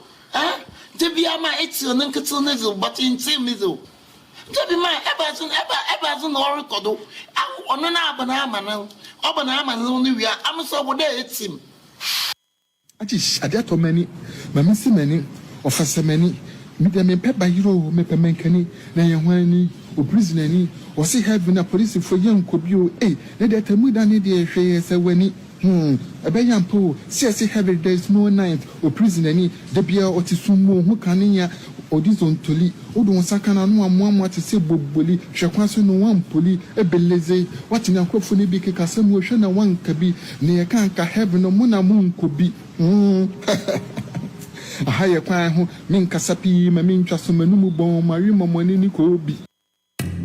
So person tensem we bo chiko breman e wo my kronkron Ghana mu enyom pa enim pensem mu etaso mu a ene da bia for kasa fidie ne to Happy 98.9 FM na tie the Happy Morning Show efri anopa no nsia ekopem nonkron efri juada ekopem efiada the Happy Morning Show, we are your morning companion.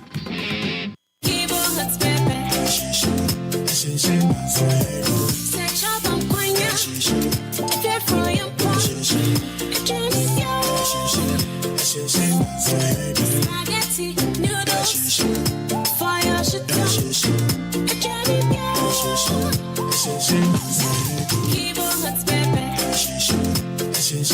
New Kivo Hot Pepper Powder. Loco shoe. This advert is FDA approved.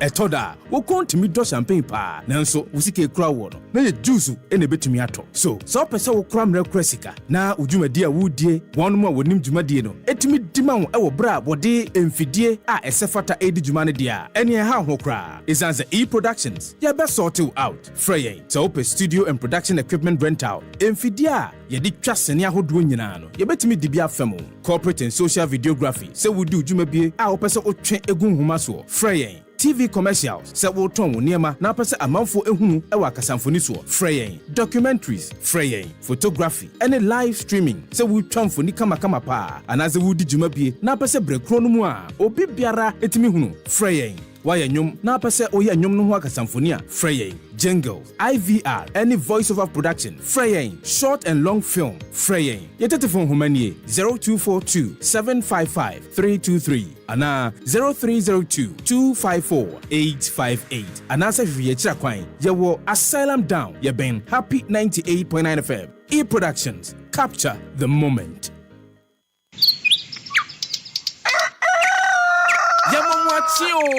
Niamamo akwaba eba Happy Morning Show so ewo Happy 98.9 June 2025 Nima Market anopa 9 na yede ahihye so me pacha uzongo ewo mu a ene brain in our lives, especially a single fathers mono mo ye papa di mama one or ye papa one or ye mama.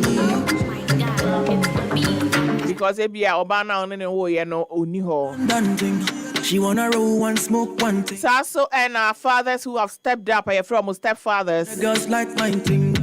Any father figures. Next time you're Maybe a nipa no your for your papa be a downfall, or you be your neighborhood or your boss. baby say vroom vroom. Say Who know as a father figure?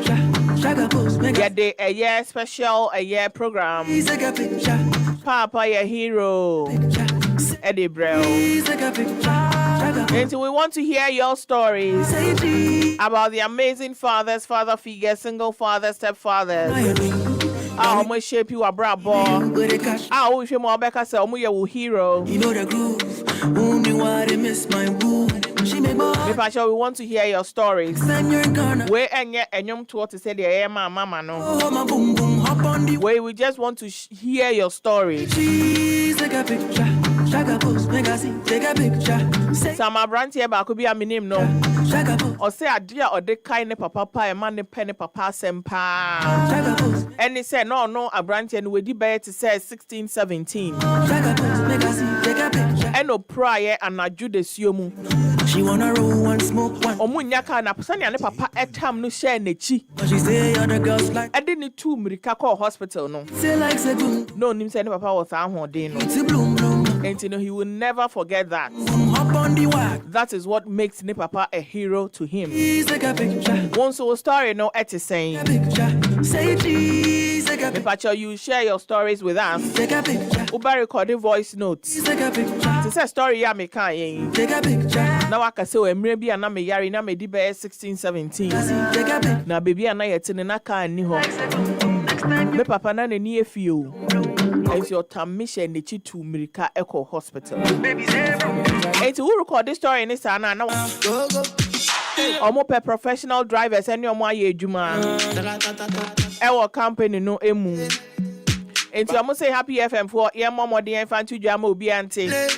We are professional drivers who got a license C or license D. Who buy a free eja ho. Time to time wo dwen ho.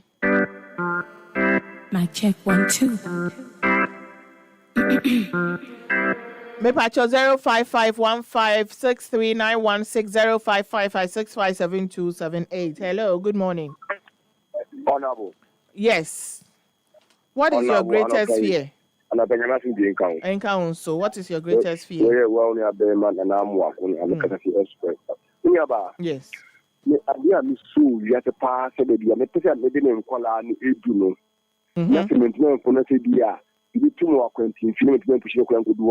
And the greatest fear pass a year. You get to acquaintance here.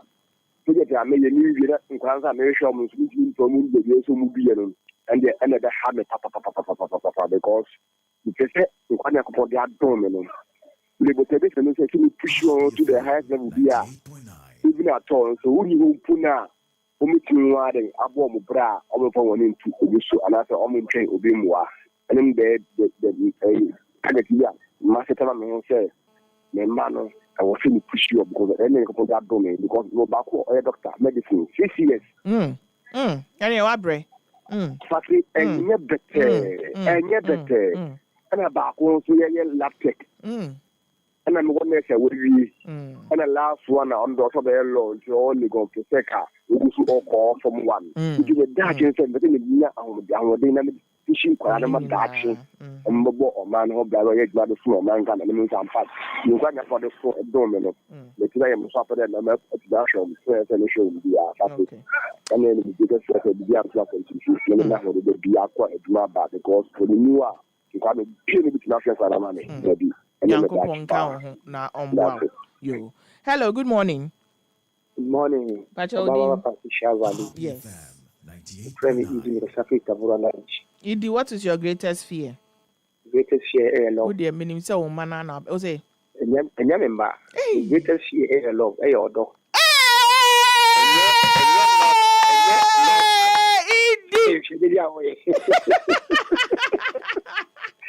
I saw you, man. One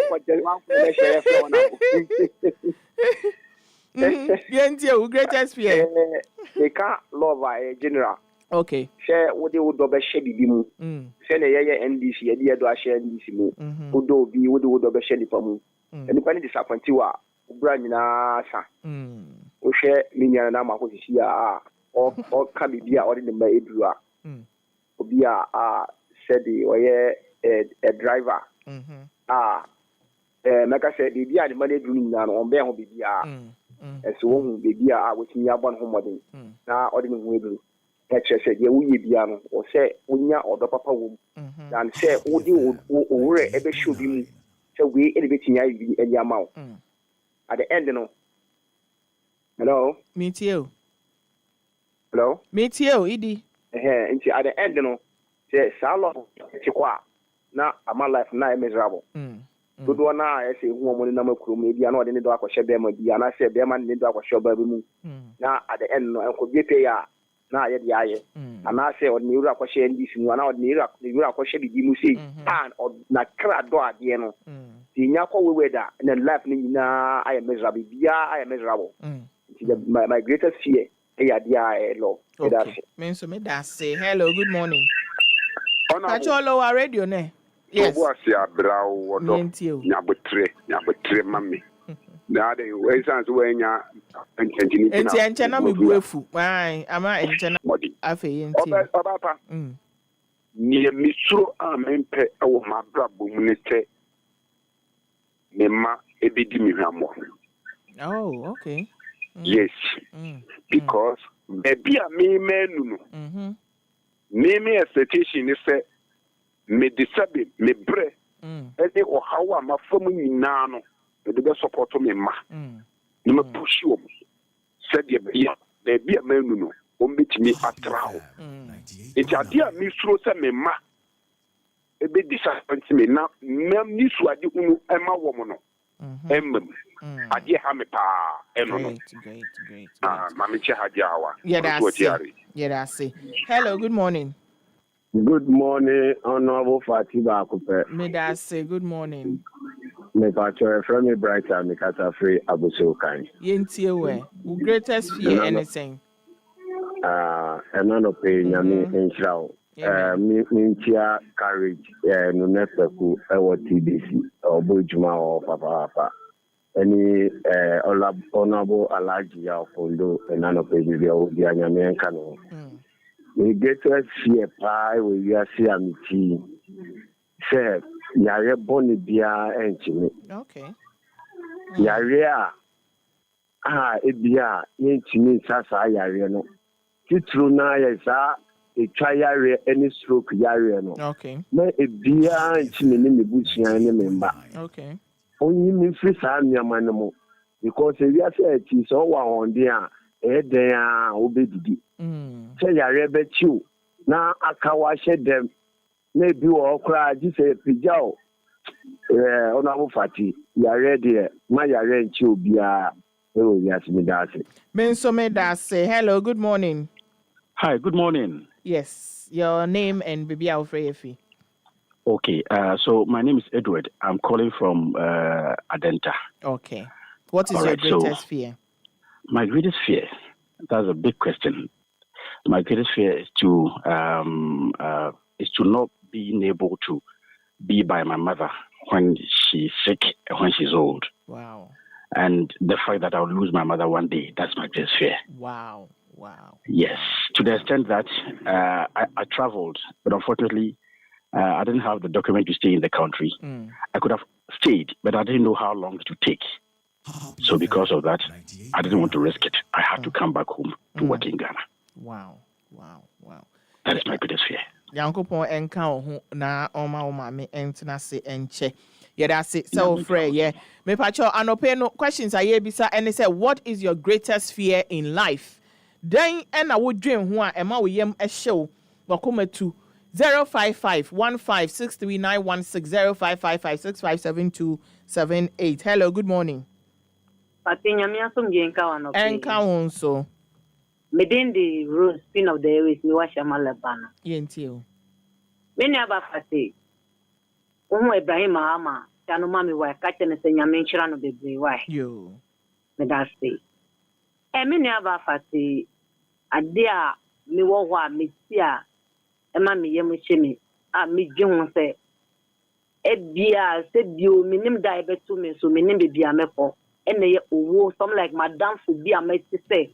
wa film just what a shock eya me bisa me ho say me madam for okwe he fan no okwo eya me bisa me ho sa so no owu kwe he fan no okwo akonta be na okwo bo abrabo be na ya bo asase se bio mia me nim be bia okwo yi o so okwo nya me ho okwo hello me nim se ya me bisa me ho sa nyankopon tem enti fati wono na ye me greatest fear pa ya esia me juhu pa. Okay, Rose, Queen of the Airwaves here that say 05515639116. Yebisa Anope say, what is your greatest fear in life? Hello, good morning. Yes. Me hu ye pa. I'm from the Miami MC Ozambo in Kansas. Ablukma Central MC. Okay. I think many bright middles there agree. Okay. Yarie, Miss Roma Yarie, because many them polybucal limit. Miss Oriko, me call Minanti at 10 minutes and the best of who could the say you did it back. Oh, when Nipan be prim. Yarie and Parie. Amen. Second, this is no rules. Abrabo ben na wabobo yasi umisa wuwa nankuko bebi saw ewo hu misro the kaisa nyama no de misro ma de ubeti na wo mba wo ya ubeti ajapade ma omukura maka uko obi ani okoro be kaisa obebo mpayo ma wo no mu enjoy enti eni de obi ani na di but ni nyama menu we breath in room sky ejare da nyame betu safrew akunta be na ukobu okay tuya misro ma yuasi se die ne be kotumi yare su chiwa na kaw eche dem a masa pati oni nyame nye eduma na fe da say also afre mefa eye about be 2 calls bi na maybe sa obi banso what the greatest fear hello good morning. Good morning, my dear. Mpacho odini baby Alfred. Mpacho mediane toku bakun me kasa flash bi. Okay. What is your greatest fear? Then I will stro pa ewa brabo aye boy emu. Mini aba mdase. Me fa kwanya no ntware taw. Misalamte or custom auction ewa Accra. And I'm star area. I'm so wa. E chairman of pay. Nampa phone kai bo mo. Mr. Lamte yuma wa ye no. Omunya na ntifitwa no mini aba me adia mi so abrabom awa sakiso enipa bia yesiso de oben panifo ku sa ben eye no korepa so de oben tabe wo yire kura woni ne tipa no wo sikiti bi wo kura men kan kire no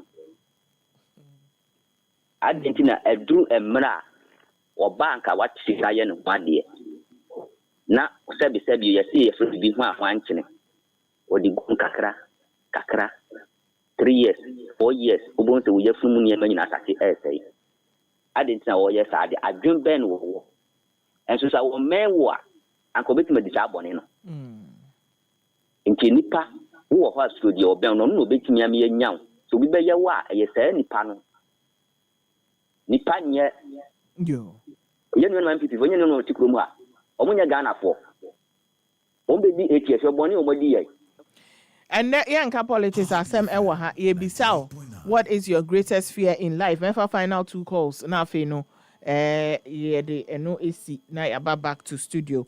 Hello good morning. Good morning. Pacho dini baby Alfred we in Kaibo yinaso baby nti mo je sabode no na mo fam wano yate na ye ntina kam da be de beko said that I'm beko na yesu ye beko enya beko nti wana zie ni esi kwa mu so ye kuru mo kwa wa that's it yo. Hello good morning. The number you're calling is busy. Me pacho me call e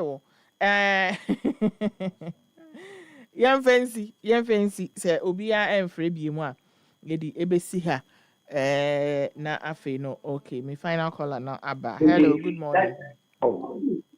good morning. I think so offering to me nyina so you better say aha any edibesi and na your health conversation no about dealing with mental health at work. WhatsApp line no 054 08. WhatsApp line no 059 405 114 059 405 1145. Ubetumi send the messages na ba house also and our Facebook Happy 98.9 FM. Ubetumi edu message akoto comment section no. Yin nyina ye be kan. Se doc eba studio a ebebisa no. Mental Health Awareness Month no. Enunti ena ye de mental health hunsem eba. Most of the nyoma ye esisi ni nyina no. Mental health edi mu akotene papa. So mental health ebe ye sharp anase ho beto chuma no. You be the komo ene enti don't miss it. Obiba, what is your greatest fear? And now the greatest fears. What is your greatest fear? My greatest fear is I will die early and leave my children. Yeah, so there is a land cry when you are going to be a motor with on your monam. So basically that you leave them not knowing how they will be taken care of. You leave them not knowing butaya enti enyankopon de omo ba wiase no betimi aduro. You leave them behind not knowing so omo benya obi a obetimi ahwe omo te se de wo ankasa wa ha ka be hwe omo. These are things na boa, then you ask yourself plenty questions. Say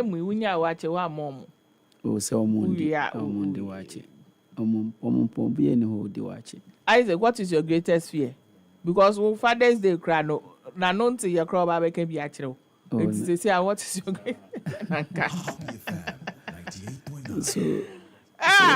so that's basically and I feel so not say mean to me and fulfill the purpose in tia nyame de me ba. Okay. Nyame de me ba we say. I believe so be able we are with a purpose. Yes, it's up to you to find your purpose and say obetimi you work at your purpose and you'll be able to accomplish it. Not knowing if you are on the right track and to get into the purpose in tia nyame de oba we are say. That's few things. Sometimes it troubles me. Yeah. So when you say so long as you won't come, it never ends. Yes. It never ends. Well, once out here there. Exactly. Yes, there's life. There is life, and there will always be challenges. Obi wa uniska ojen say uniska pe. No. You won't have any problem. Can buy Obi su wo sika. But our problem be that is how life is. It's up to you to find a balance. What we are say now we need fear bia and also enye. Yes. Because sometimes the fear no eneboa ema otutu anamon eyi. And you know people need things at every point in their lives. Bibi hobby at every point in their lives.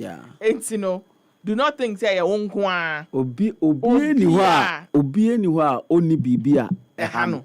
See obi ohebia owoska ne mbenya baby esi ne ma ware ne ma wo but still no ni fear ne say ntimi be wu eja me me ho you know enti obia ewo fear bi ewo na brabo Fatime ni mobia soft penny ewo Ghana ha ne mama no ware a one na Happy FM 98.9 obi say ne bia ni fear betimi aye say ntimi mbei ebe wari etu akotena baby am obi akotete omo ami hu crap na makoka hu bi enye se munyina amote but the same compound but different enti sanu see ni fie no sisi na apartment o your bar fortunately for him nyankopon dom no manko a nti eni onya ware ya o se krache before crown be oni oba no be kofie no na waka che o se krache me ba ne de o ware na na se krache no so ne papa so aye bia ono so say me so me ba no wo ware afa ne bre mo fie ni mo fie ni nti se wo pede a se wo mpede a se wo mpede a no say no obedi obe high wo mpede a and obe for 1,000 a day mpede a na no anu no so ati ase nti oba se krache aha na mo betena ho se bibia akoso aha na mo betena opa na ase ompe me mempe da mepe opede a mpacho ne ekono bi fofo emra ano so amenye unye se unya anu no bi fofo obi a we dwa na afifire ni obi akotena da so obi a wo ni we obi wo ha office so Fati, we know stories minimum obi a personal friend this year ebe ni 13th year aware nyame ndomo na ba nyame ndomo na ba but still or the firm belief say nyame be na dom obi wo ho a wanya ba ne bi nanso de okomu akwala no nyaaye no enti Nyankopon is the reason why I say enunti na no pa ye review na no be say unnecessary prayers. You describe people's prayers as unnecessary because you think under regime be normal boss empire. Never describe prayers as unnecessary. Happy FM 98.9. Sankrofo na no mo kofa mu na se afi no na mo ba be ha asofo no be ha o madwen.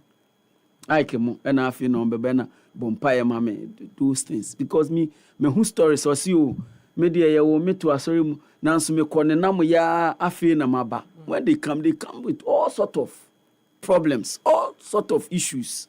So nyame no oye nyame is the reason why eniema wo numerate ye nyina woye denya bibi behia woye denya you should have a fear. Never be there no dey hwe family dey ankrofobia omotisa on there fear be any ho fear na ene wo topic na obey only doctor be no yes metimi abusa me question mental health at work metimi abusa me there catch me off air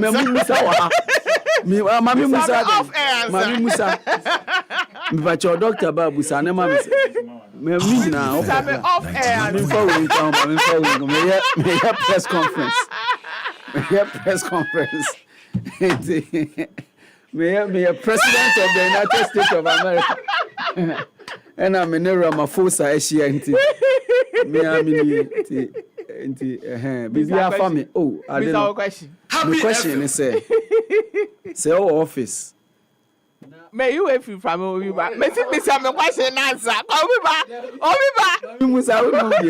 Happy FM mebusa question me question is say office na say Fati Shaibu-Ali your boss Fati Bridget Mensa your boss na Eunice Tonye your wadamfo. How would this affect your mental health? The question was William Martin. Happy FM. Oh, so now you wish you. Obi say me be boom wa ha boom me da. Niemo mo akwaba. Eba happy morning show so. Ewo happy 98.9. Esa ewo studio door. Good morning ma akwaba.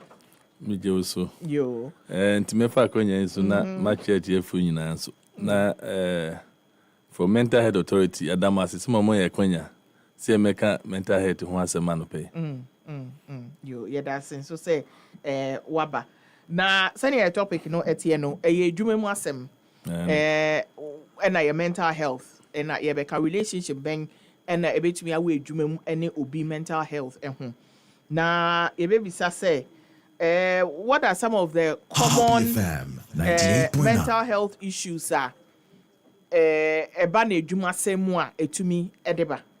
You me that say eba na edwuma semu a na ma bebre ewo edwuma mu a betumi ama obi anya adwumu hawo. Okay. Nti ashase bi ka say de be na wadwuma ni mu a be ma nimpa no e bia obe start adwuma no ye be fa na adwuma no ne bia adwumu hawo bia ba obe adwuma be sa afia na afi bi enu ana abosu mizia na afi na onya adwuma ha ebi ne say ebi a adwuma no potom kaza kan say workload na doso okay nti nimpa no asa adwuma no hye ne so na adwuma bi wo ho a ya ma target bi a utumi say na se ya ma de bi a wo say utumi duru ho utumi ye na ebi a wo hwe nimpa no na ho odin a bi na ho odin ntumi ba wo so hwe Ghana sisi na adwuma sem den nti nimpa nyanya adwuma no dia na ono fi so se mi jaa kram ko trafia me yede nti na wo se mi bi a mitumi yire me ho nti obedu be so nimpa no ye fe be kan Portuguese burnout why stress up because adwuma no ebro no so ana ebi won so a long hours obi tumi ba adwuma anopa no wotwe wopon nwumri no wotwe 12 hours adwuma ebi kra na oni kwan se obagi na home na so obeko break nti utimu saa bi se yen doctors ebi wa na akoji lokum waji leave e wa adwuma mu de ba wasanza akoji lokum ko private hospital ko ye adwuma wasati anopa 8 no wopon nwumri 8 ebi kra tumi dia na adwono to aso nti e bansa na Portugal can say you be stress up okay nti wuzo adwuma no ebro so na adwuma bi won so a bonika bibi say na say ka Portugal say toxic environment say adwuma no hwe bi a opanya wo hye na say kasa ono kasa na bi adwuma ya twetwe yesre o dressing we di enye ka o de ba kasa na me lecture bi no so edumna bi a na ono na adwuse say na orinya o di sini dan okay o sit down but na the other colleagues no omo dia to flashy cars ndi oba department wo de ka be so ka we dey emfata ha ndi du ba bi no na say bonu be say anxiety as we kwadwuma mkra so ndi gosi wa omo be sere me as they were bullying the person and be so a adwuma mu no ye kan say bi a or contract work okay nti waya be bi a afimienu afimiensa na mfienso ye man permanent a ban sana ma we anxious na adwuma a me ye me permanent staff da bia contract minimum adwuma bia ye ma we afi ba kompo busum nsiane de amount busum nsiane du a de ban sana wunya leave the one condition of service nsitie no wunya leave ndi busum nsiane bia no ni ya renew na adwuma bi wa target a busum nsiane ko de ma say wo say wudu no ebro de one kasa no utumi say but unzu once want me anya ye yiwadi the ban sana de bia no as we are stress up we are anxious adwuma bi wa wo beye na zo pay no akatua no e wo fom nti ye kan be financial stress nimpa no be adwuma wo ye adwuma so adwuma wo ye de we si kumi hu mi ye adwuma pa na we akatua de ma mi ya nti bia ya ma nimpa ni di yawo e wo ni mu ana wo di yawo bebre asa wo dwendwen a eni ya na ha wa dwen no okay ana ebi won so a adwuma na wo mu no your friends as oni authority oni autonomy bi say bi opise o adwuma wo denga samia no another tax we there o say ye jam ma mia mitumi ye ba say bibia no say opanyin na wo hye na say so won say ye we nti edu abi na say adwuma no ugya nimpa no nye say bia gya ni nyina ma no so no want me akrep na dem ko adwuma mi panyin gya me meeting we ekwa ekwa me na o ma me introduction je ban sa na as nimpa no na ni age boru be kan bibi say self esteem ohunu so afi de adwuma no kra me so no but the ban say afi adwuma no doso ye friend say hours na o ye na doso but scan no akatua ne ma promotion we say onya promotion ye promoting no why adwuma be 5 years and as bi eduro bi say be kasa ye bia mpanimfo no wo adwuma no ye ne subordinate ni be kasa na ye kasa no bi o enye atiatia ndi nipa no ba adwuma kra anxiety as osuo ohun bia be hye ne mu ne ho oso ko do adwuma mpa no so me do ha die say na be koso nti ban sa na e wadwum how bebre say medical bobi e fe na anxiety aso de bi ehu wo ne mu ona ma like unya friend ne pass bia office e bia boss friend office na has no na kuma bo peri ne ho oso e bia oswete ne nsam nyina udum say ban sa na emwa na e bi won so a like udum say adwuma na wo ye no asa obi amu no ba wo ye adwuma to hunu so adwuma me ye kra obi like obi ahu de me ye promotion was sanka bia ma ba adwuma for bia mfia me sanka was bia e promote me ba me ko mani kakra ma like edu obi anga se eja me ma we die bia edu ga se me anso mitumi ye ma me nyango fozu hunu se bia anga metumi aye ba na eno e ma die ba no I depress de bia ho ase e wonu mu e ban sa na niam hu se gadi pa ne ba na ho heka awadwuma mu no akofom ana ne nyi niam bebre ho woni kasa kwatu odum concentrate de ban sa na wo adwuma o na na employer no kra no ulusu because nipa no ba ontumi nya concentrate ontumi nwi ontumi enya adwuma no ye ni productivity no ekofom obi kwa da mo so wajai obi kwa da adwuma no ma absenteeism when there be a problem my say but sometimes there be I can say adwuma penifo there be no e wo say yehumre bi say nimpa no say ni mental health na say ni mental health ni papa na say bibia ye okay a wo adwuma wura na eboa because otumi o nige wo adwuma na nige de o ye no e ma otumi ye adwuma no bebre e ma wo so no as the production cost ro anya ne saa de a na e bazare mo so wagya adwuma ana o ma obi ko baba adwuma no de ne so na ho hweka no wo fom aha enti saa no ye be den na wo say ebia obi su wo hono ma the problem no e wo fie me fan say bia or marital problem and na say oni bibi yare ono no hwe nipa no ye be den na ya distinguish between obi a adwuma and stress no and obi a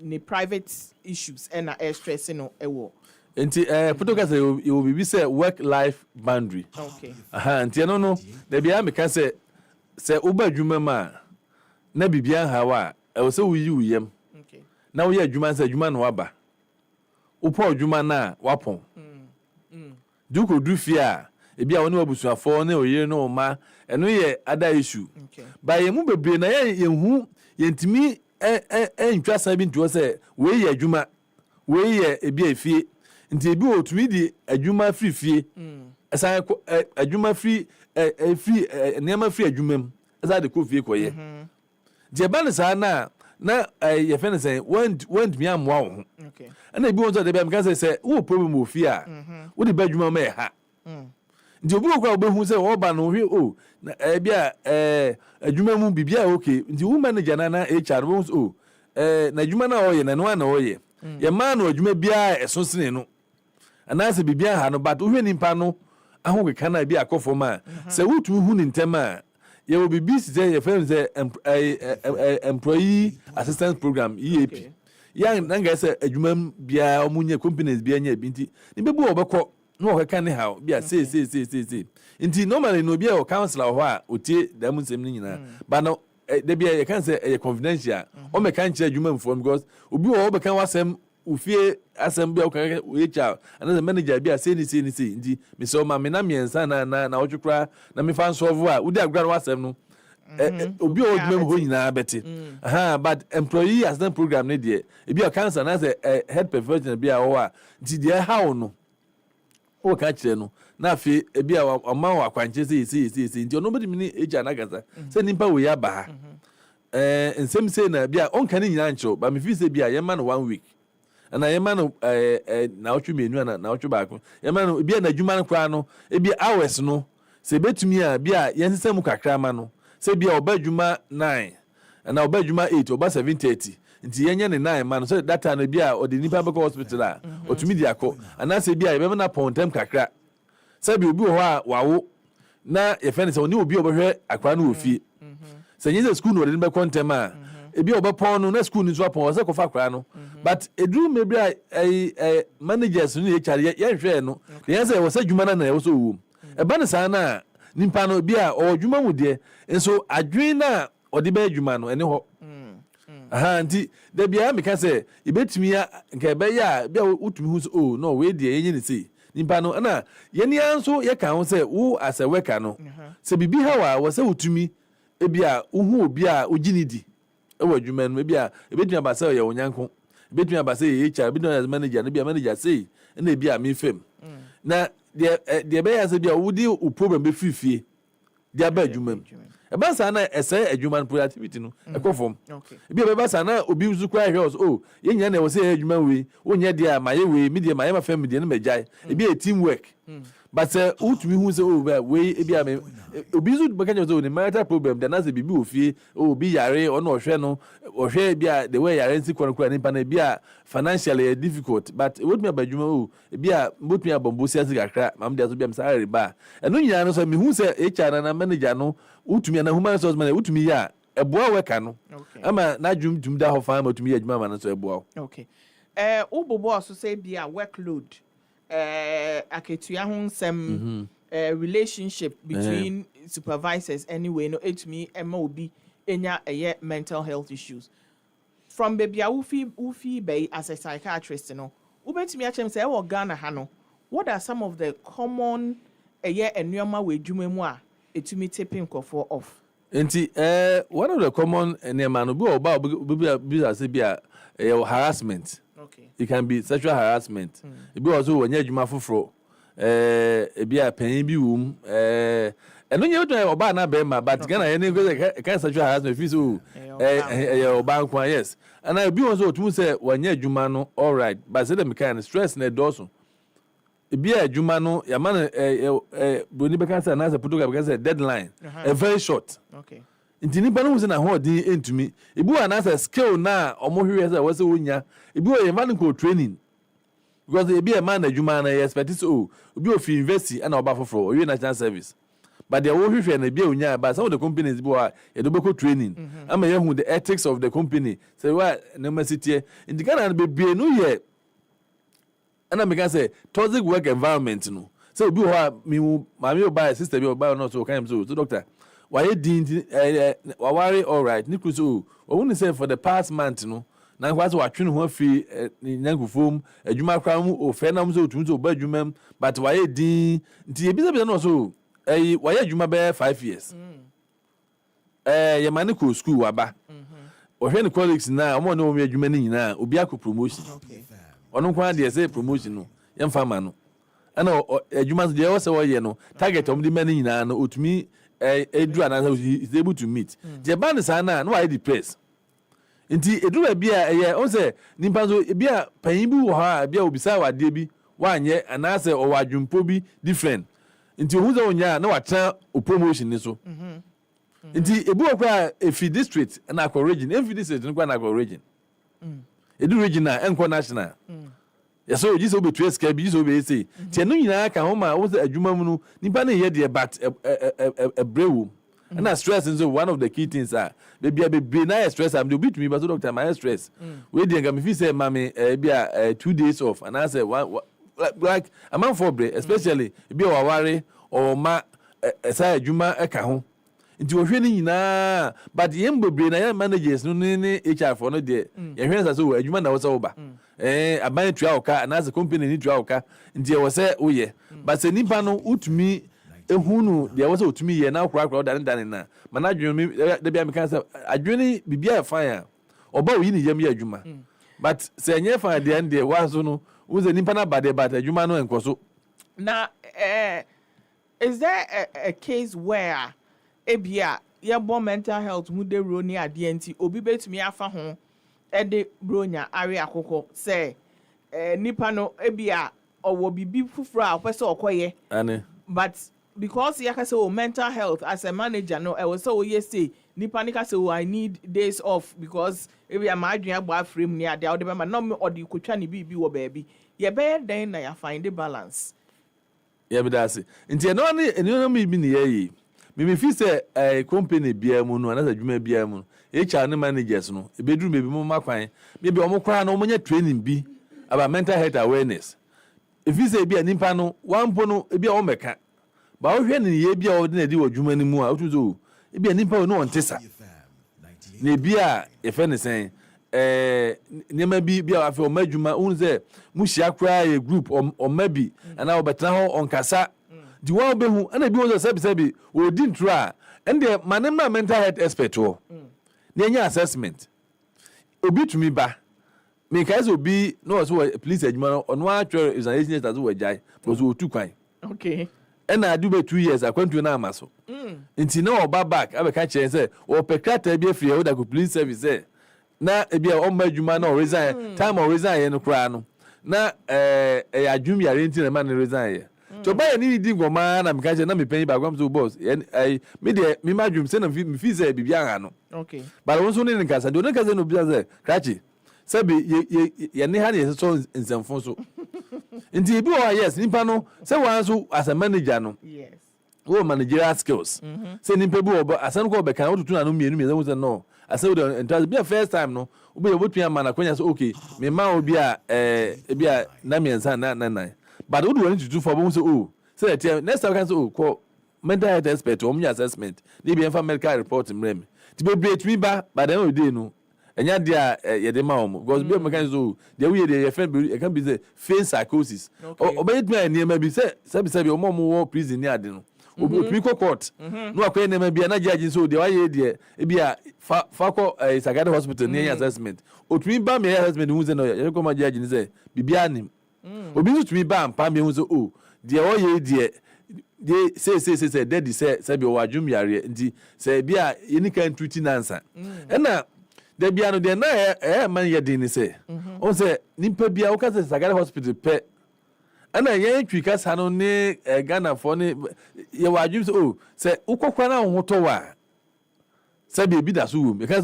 say be but then ya o so e fe ne say wati apokra de du rankwara de kakra ho e ba ne sa na nimpa no badwuma ma bonu say discrimination yi mu o sisi ya akọ Sagare hospital ya ma reporter say we say there e bi adwuma no bi kwa so na na ba ndi ye nyina say otu be ye butumufu ndi say de ma me phone bi ode ne ba so so e was say de oye de o say ne bufu ndi ne bufu a na say oye bibia nche say say be ade no na aba ti e ba say na yi mu so abam obi kwa de timi na different adwuma nim even though you're mra we labor act na at 651 na yeah passed in 2003 because untimi you be dia abra fast ento asumu but we hear no it's not that specific as in cinema so because ento asumu a even though we hear 63 cross one now wa cheche mu say e bia say nimpa no na dwuma ye nso ani anaso we isi ban bia dia emfata dia wetumi yi na di but no na mental health bi o tabi obi wo adwum yare na ebia esi wadwumam because man bi sa esi wadwumam nti e bae no hajaja no papa TV ni ade na oba hospital man say agene to be na otwumi nu pe na wa fine but to go back to the company na issue say wa say TV say ye friend say or the letter background or the letter background nti edu abi hu say no we hear mental health act nso a and that's at 846 na pass 2012 na and also can say be obi owo mental illness or right to work and that's or kwan say was otumi adwuma na ye born ho ban fi yi mu okay enti say obi wo adwumu yare na say be can say between manage ni obo fa duro obo ye fine obo ba adwuma obo pia adwuma no wonya de bia nti adwuma no dia emra ma kwan say ubeyi na free adwuma okay ebi won so na bia yes ebi a wadwuma ya say make stress adwuma mu stress na bia ema no yare no ba ntem bisade a o ebi a oni nipa betumi atena e adjustment and so ebi a na wo class we teacher ni wo classroom no ha adwen bisade a ye de ko ebi a office ebi wo ha ye na as mental respect ye brave ko wo tweta commander ata no and still there's no space in the office no wo office no obi kura te wo nya hwe say be bebre na ngasa no and say mama e kwan ya ye chechiremi omo ni like knowledge about mental health do you try to so what doctor na doctor actual ma you wanna say bi wa nimpa no wi ni fra bi owo no one ne ka ma oti ase so baby a won be more stressful and I say wo ba wo ye 8 hours na 12 hours na do so ma say ye te so nti bi a ba say anti wo employer no nipa no beba e bia say 8 hours no uti so ba 6 hours a de obeye no eboa say obetem 8 hours na afi asanza ko stress na ba bim especially bebu ade yare ne ba ku mienu pe na ya asem okay na manager natural this year the intimi we adwuma bim ko fie topic yi de amanfo edi akire pa in fact menya messages e wo your WhatsApp line so a mekan Sasi ebe bie phone lines no na ebi mo e de omo how ne omo scenarios aba na doc e di nchemu aba but before that no yenda ne ye ho na yemra afi yento aso. This is the home of champions. Charlie, today be my lucky day. I just download the Betika app for Google Play Store where I do some small deposits. No, boom, Betika dash me 100% free bet. Day beeper. So me, I place my bet sharp. I no go door. As in, so make you no slack. Download the Betika app now and grab your free bet. Remember, terms and conditions apply. This advertisement has been vetted and approved by the Gaming Commission of Ghana. Bet responsibly, not for persons below age 18. Gaming can be addictive. When I get home and want something quick to chop, everything there inside, groundnut milk and sugar. I only need some water, so kiss made easy. Kivo carry make you carry for your office.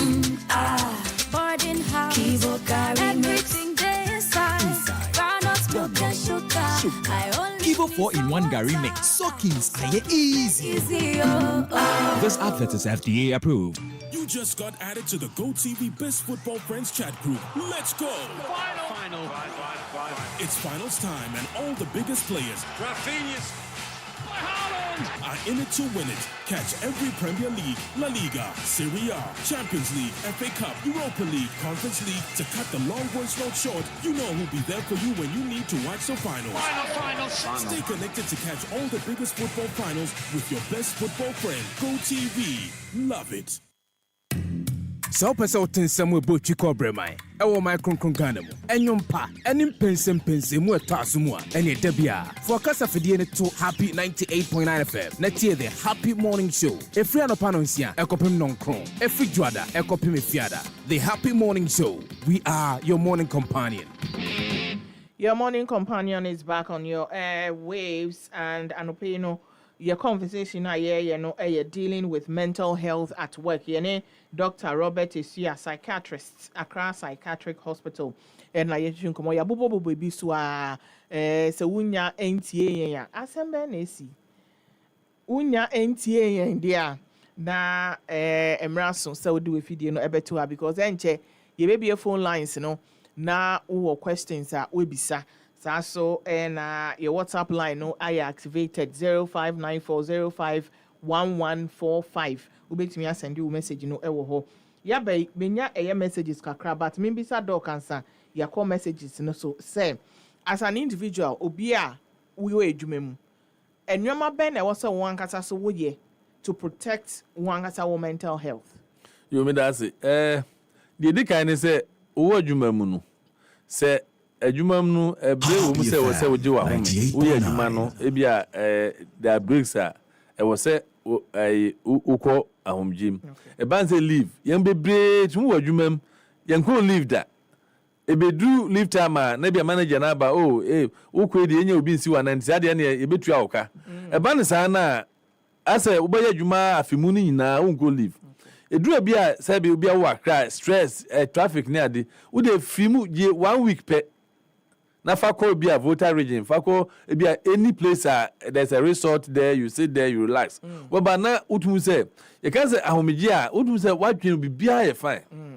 And I do a bit so was say wow physical health. So utumi maintain it say bia ube exercise ube dey aduane pa say bia fruit, vegetables. Na bia ube rest say that na make no and a good sleep. Okay. Ubu how na one now also ya no para utumu say like who ni unipedi wadwini nyina why basa nti say ye pese ye ni ankasa no to maintain your mental health. One I was say utuminya good maintain good physical health and I face a human company no I was say ko leave akọ okay I was say even 8 hours now say we adwuma be a lunch breaker even say won go di kra o de so na nantant kakra eno ebuo ni pedua no and I doing exercise enye so be abetwen so Happy FM ye bia Saturday work bi na ne wako bi even within the week so obetimi bia be say na me exam no ye working kakra eno so boa onipedua no na afi was say unya positive mindset okay say bia wo ye adwuma no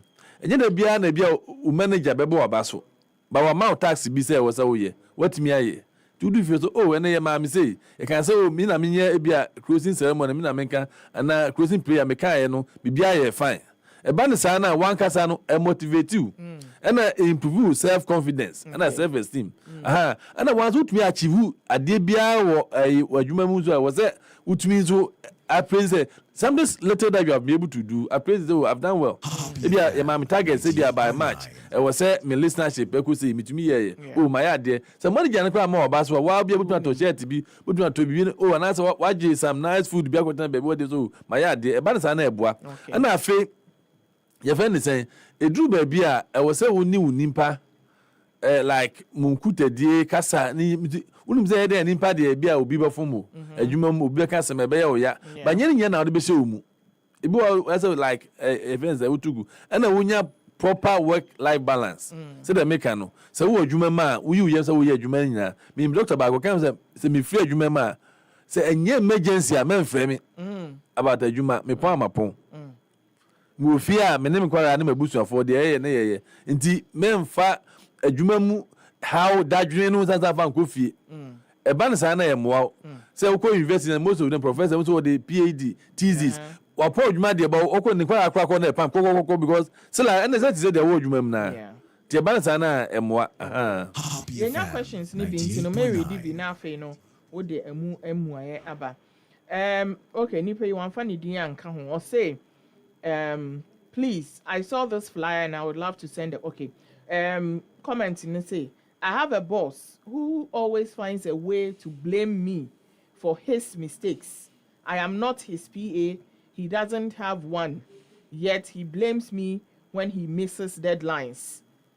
Despite my reminders, he blames me when other colleagues don't do their job by accusing me of not reminding those people. This is really taking a toll on me. Lois Apam.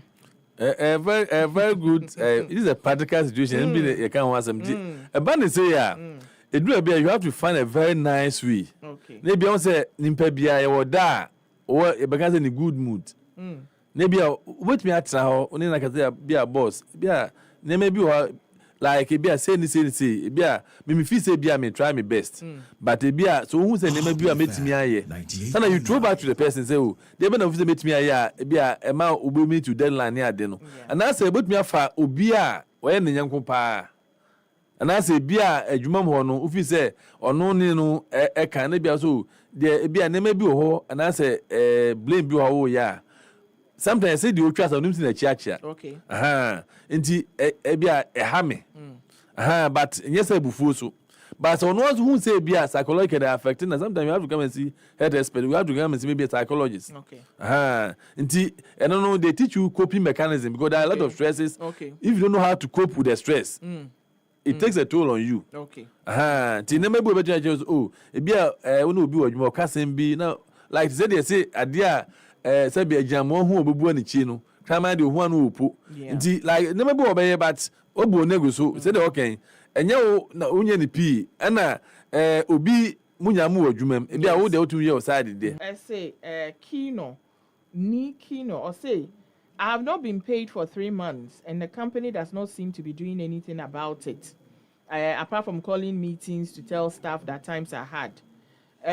We know times are hard, but we have to understand. But as I write this message, my heads of departments have traveled and we see their status. They seem to be enjoying themselves. They seem to be enjoying themselves. My colleagues and I feel used and lied to. I am a husband and a father, and I have to provide. I don't have the mental strength to keep going, seeing that the same people owing me are enjoying themselves. But I know baby now because I was say whenever for under financial stress. Yes, financial stress. Okay. And said American Banisana, a many people like that's what called burnout. He's emotionally exhausted. Also, like I didn't who be the quite human mukrana. Dear, I can't decide buy and a quack form. Okay. The baby na because I said the more my conya awareness no. A better managers nature for no so omo almost said because the boy and yeah we baby say be our rotation nurses doctors. Ubet me adwuma 6 months 8 months and sana be outside na ba okay so e be maba. Baby maba na dem be faka ko adwuma. Yeah. The banana like the me feel say bia wo sha say mani pa na feel forma wo grand clearance no say wo yadwuma boso mienu na sika na buy okay ko bu okobo bo sia so wo de mami bibi na me fan sha say na ko di say the work in 3 months so ko ba bi na bia ko ji bi so mami 1 month manya adwuma sika na be ba afie banana the okoji sika wo ho kra no the bofu nti we say ne ma wo school mu ne apam no school fee wo go fifie adwuma wa ko fie no apam ne ma school fees a another stress. Yes, obey mental issues. You break down because definitely and then means this but say they okay. Now say baby HR no na manager no wo dey what to kwan. Ebi mpaga wo kokra no sometimes me dey say company bia na adwuma bia no afi mu ni nyina modua afada na mienu. Ebi e can be say retreat. Now the workers ni nyina mokọ. Na bia oh yeah company no the issues. Is somebody the same environment na can say bia yes, but at least one day off. Crampo no. out of maybe a company any place na mu nyina makohia no eboa ma yefe workers ni nyina ka homo socialization and that kind of but one kwa okọ na emu ye din na ye hu status na udi ye dia banza dia na ma as edidi me ne ye fence mu na nam baby phone lines no na amanfo nso edimi afre abasho no so but before that no me pamocho uma entie we Etoda, wo kontimi do champagne pa. Nanso, wo sike kura wo no. Na ye juice ene betumi ato. So pese wo kura mre kura sika. Na udwumadi a wudie, won mo a wonim dwumadi no. Etumi dima wo e wo bra wode emfidie a esefata edi dwuma ne dia. Ene ha ho kura. Isanze E-Productions. Ya be sort you out. Freyen. So open studio and production equipment rental. Emfidie a ye di twa sene ahodo nyina no. Ye betumi di bia fam. Corporate and social videography. Se wudi udwumabie a wo pese otwe egun homa so. Freyen. TV commercials, se wo ton niema na pese amanfo ehunu e wa kasamfoni so. Freyen, documentaries, freyen, photography, any live streaming. Se wo twamfoni kama pa. Anaze wo di dwumabie na pese brekro no mu a obi biara etimi hunu. Freyen. Why nyom na pese oye nyom no ho akasamfoni a. Freyen. Jingles, IVR, any voiceover production, Freyen, short and long film, Freyen. Yetete phone humanie 0242 755 323 ana 0302 254 858 ana sa hwie kira kwan yewo Asylum Down ye ben Happy 98.9 FM. E-Productions, capture the moment. Hey, na Dua Sudia Herbal Clinic. Sa wasa yare easily sa. Dua Sudia Herbal Clinic. Na aven watu wa monka. Honema ni yare, sunsumu yare. Yare kwankro. Ya wasa no ho no. Yesi bini. Mekuma yare na ye kwankro. Ana bi mu kra de ahye beye. Oduru ho a doctor ne de ahaban gu ni komu a munum ho ara hwem ya wanya na yare sa. Chese instant healing. Mesewo. Ayare sa obabi o. Dua Sudia Herbal Clinic. Wo yare no. Doctor Ohinebo Fori e de fasoro na ansa wo de befa fom. Chese ekwan bia so yare antimi nwane emfiri nanim. Dua Sudia Herbal Clinic. E bayal semu an wa ben seja wa ben wo hye. Kuma se wa brepo Broni Krum, Freho 0248 427 998. Ena Kaswa Breku 0246 35 47 47. Akrobato, me kamfo, Dua Sudia Herbal Center. Wow, here be abra. Ekoye.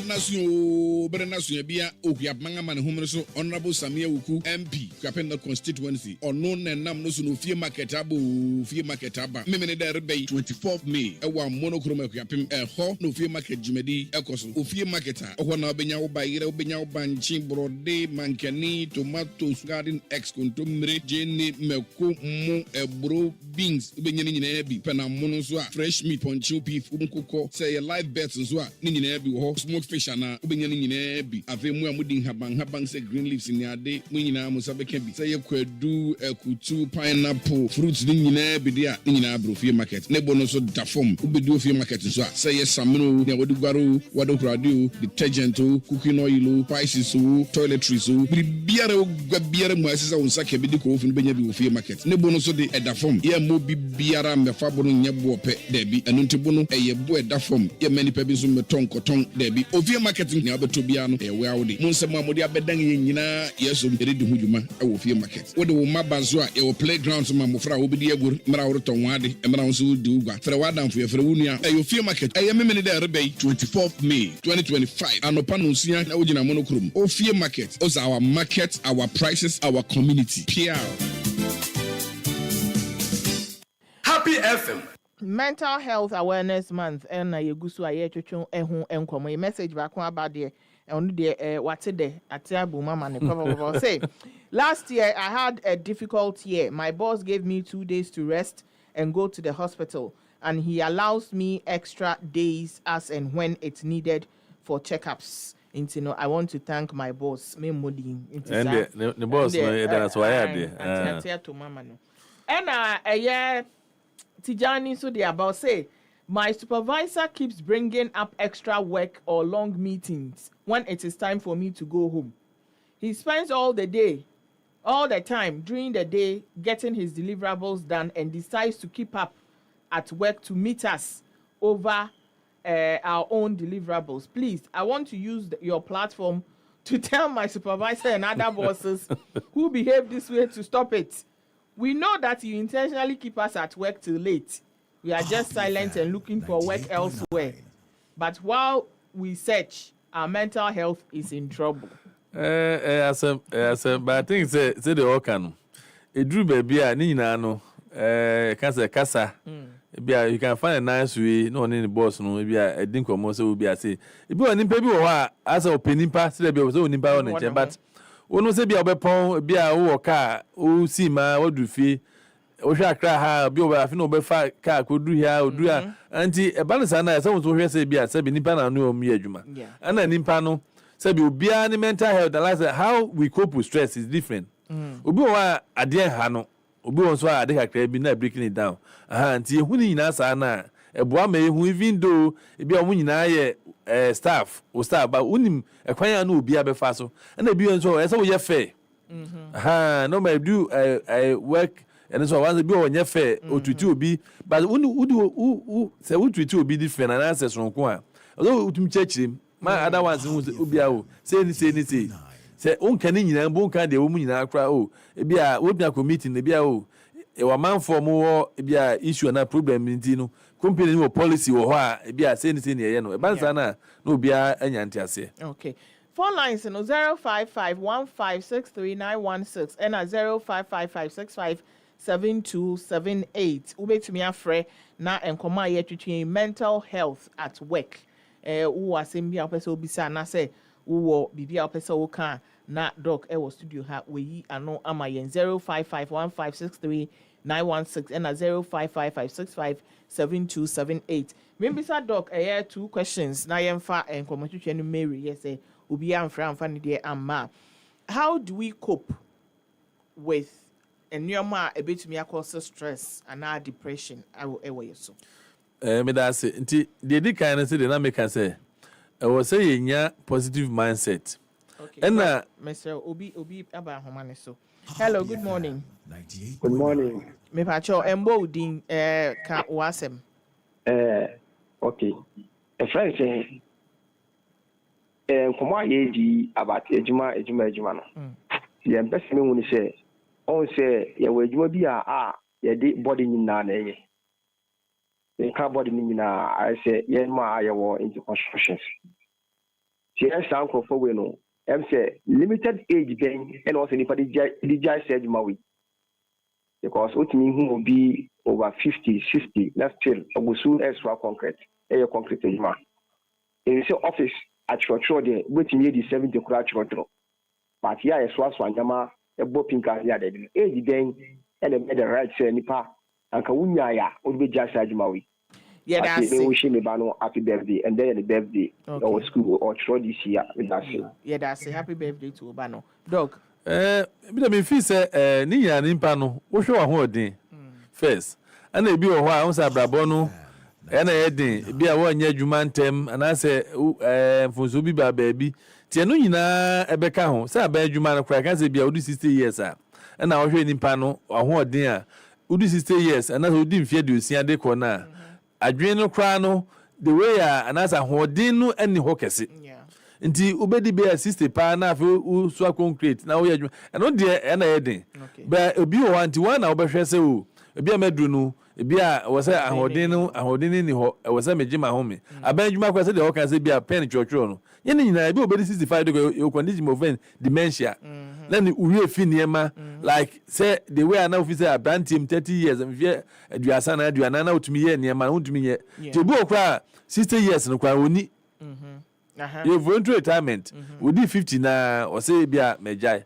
be no nyina no gina de wo no abrabo mfi se wanya nti na edin nti bi otum se nkowanyi ye fene saying so wonya de open wanya bia anka wajai agina home but bia ne sanka ye ne nkwara asusu a eda so school sabi de be kona no kwa na edin mo bi mfi ba bi ma nti edro be edin edro be ne de no kra edin dog na your coping mechanism and I say the coping mechanism no the tiene say one kasa so hu say e bia eniema bi nkoye wu fi say normally no de ma eye won aka ne say so adwum yare no e ba one kasa de bia wu hu yise bi obi o tie akiri no bia oniema bi asesa the way be usika sananse obufu ntem bi ananse fene sen wona wa unzo kruze bi untumi na udwensi so ebi a no obi di nkomo mo se wadwene ne wo te ba ne san na ebi a wo se utu na mountain the one of them they say you recognize the early symptoms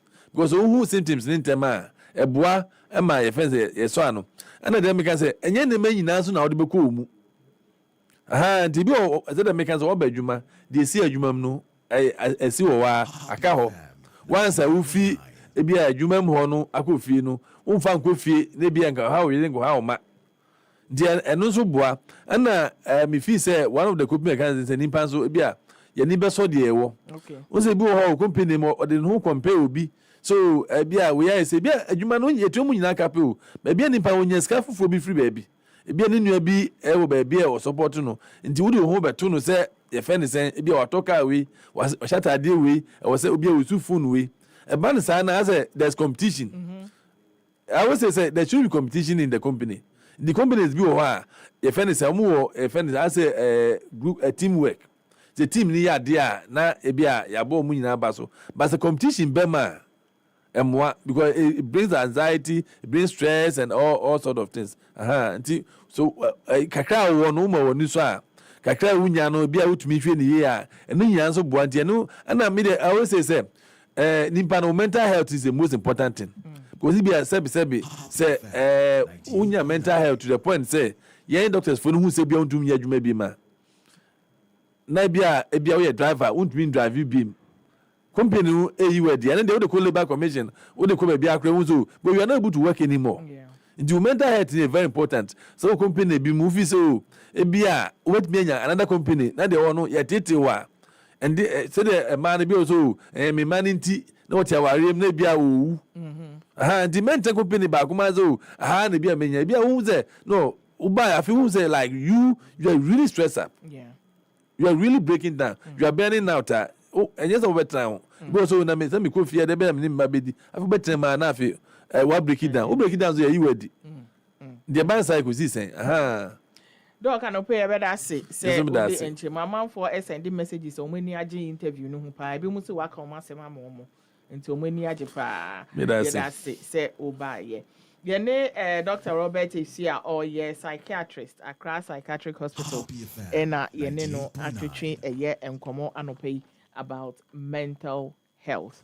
Yenton ade kakra na afa yemfa dwumedie no embere yes ye da se menka will say so opesamina papa me say andra me kodu mi fi a alive samina na abiriwe akoto abetu we o minim ni pakra ka kire no wakwaje alive na ode aba abetu efie ho no ma o use ni kakra in secret ai so upe eye detergent we dey say maka alive asemtimi fa no ento aso so upe eye samina pa ebeboa o ama wo body no any wo skin no aye clean kama tron na we use samina no wi a asa wasere nku meanwhile na wo nsere nku samina na moisturizing no na moisturize wo skin ne sa no na upe so wo feel refreshed and invigorated ni nyina no eye alive soap omo lemon omo coconut omo aloe vera omo rose into the alpeno na wato eyusu upese o keep 1 center ene wokwa adebia rose wokwa adebia coconut wokwa adebia aloe vera anase debia lemon nti ye hia upeyete na ye hu say yes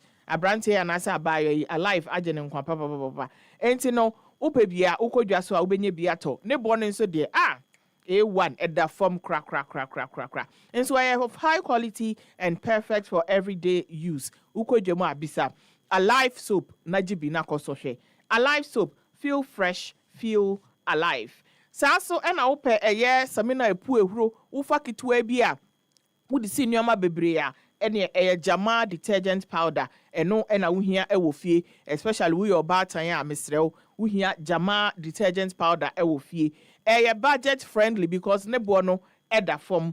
Saso ena upe eye samina udi si nyoma enkeka wani fia akeka ntare mu no beyi ni sharp ama atare ne ni ada ho wan enye nsosoro ye bia dia ene jama detergent powder ena wohia omo de multi enzyme stain removing eye formula bia hyemu a enya asem ketu akra opese o enjoy nnuamase dia ene jama detergent powder ena wohia ukodwem a wo se wo pe jama ai wo de enkoka brofo tintintin bia wo ha wo se me pe jama omo de be ma jama your partner for clean clothes.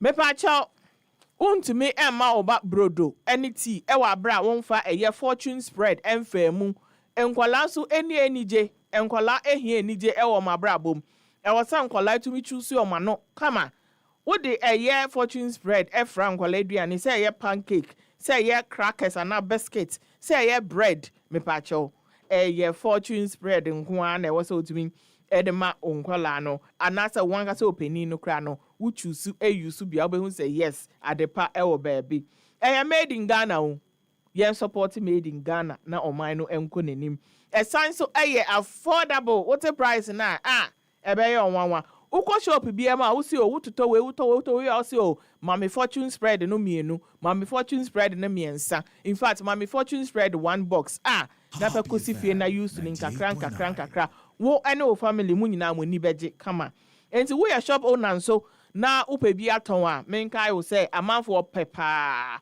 enti de bia wo ba shorto ama de bia we nyamfaso ama de bia wakofa foforo asan begu shop no mu ama o masan ato ama enti no stock up your shop with fortune spread because ebebo pa yummy delicious always on point fortune spread yom herbal lotion yaka ho asem sa efie bia mu ehia yom herbal lotion akola etukro openi en9 to me ye ne ya ni kotodwe nechi ne honam ni nyina yom herbal lotion ena betumi aboa eye lotion bia herbal medicine I use for external use only baby how na say ye oya no na wo de afefa honom kama wo to use a we ni je ho no na wo bohu dewuru na afi no wo de aba be business and you say e can say buy use promote and earn upedudu to a obeko deals generation enterprise now after omo e was 0244 730 295 and 032 945 146 yom herbal lotion asem ena making ena yede eye happy morning show no ebesimidin ede FATI Shaibu-Ali production team led by Isaac Kadai ena yede dwumedie no ebrewo nyame ya adoma Monday yebesan Asia have a wonderful weekend.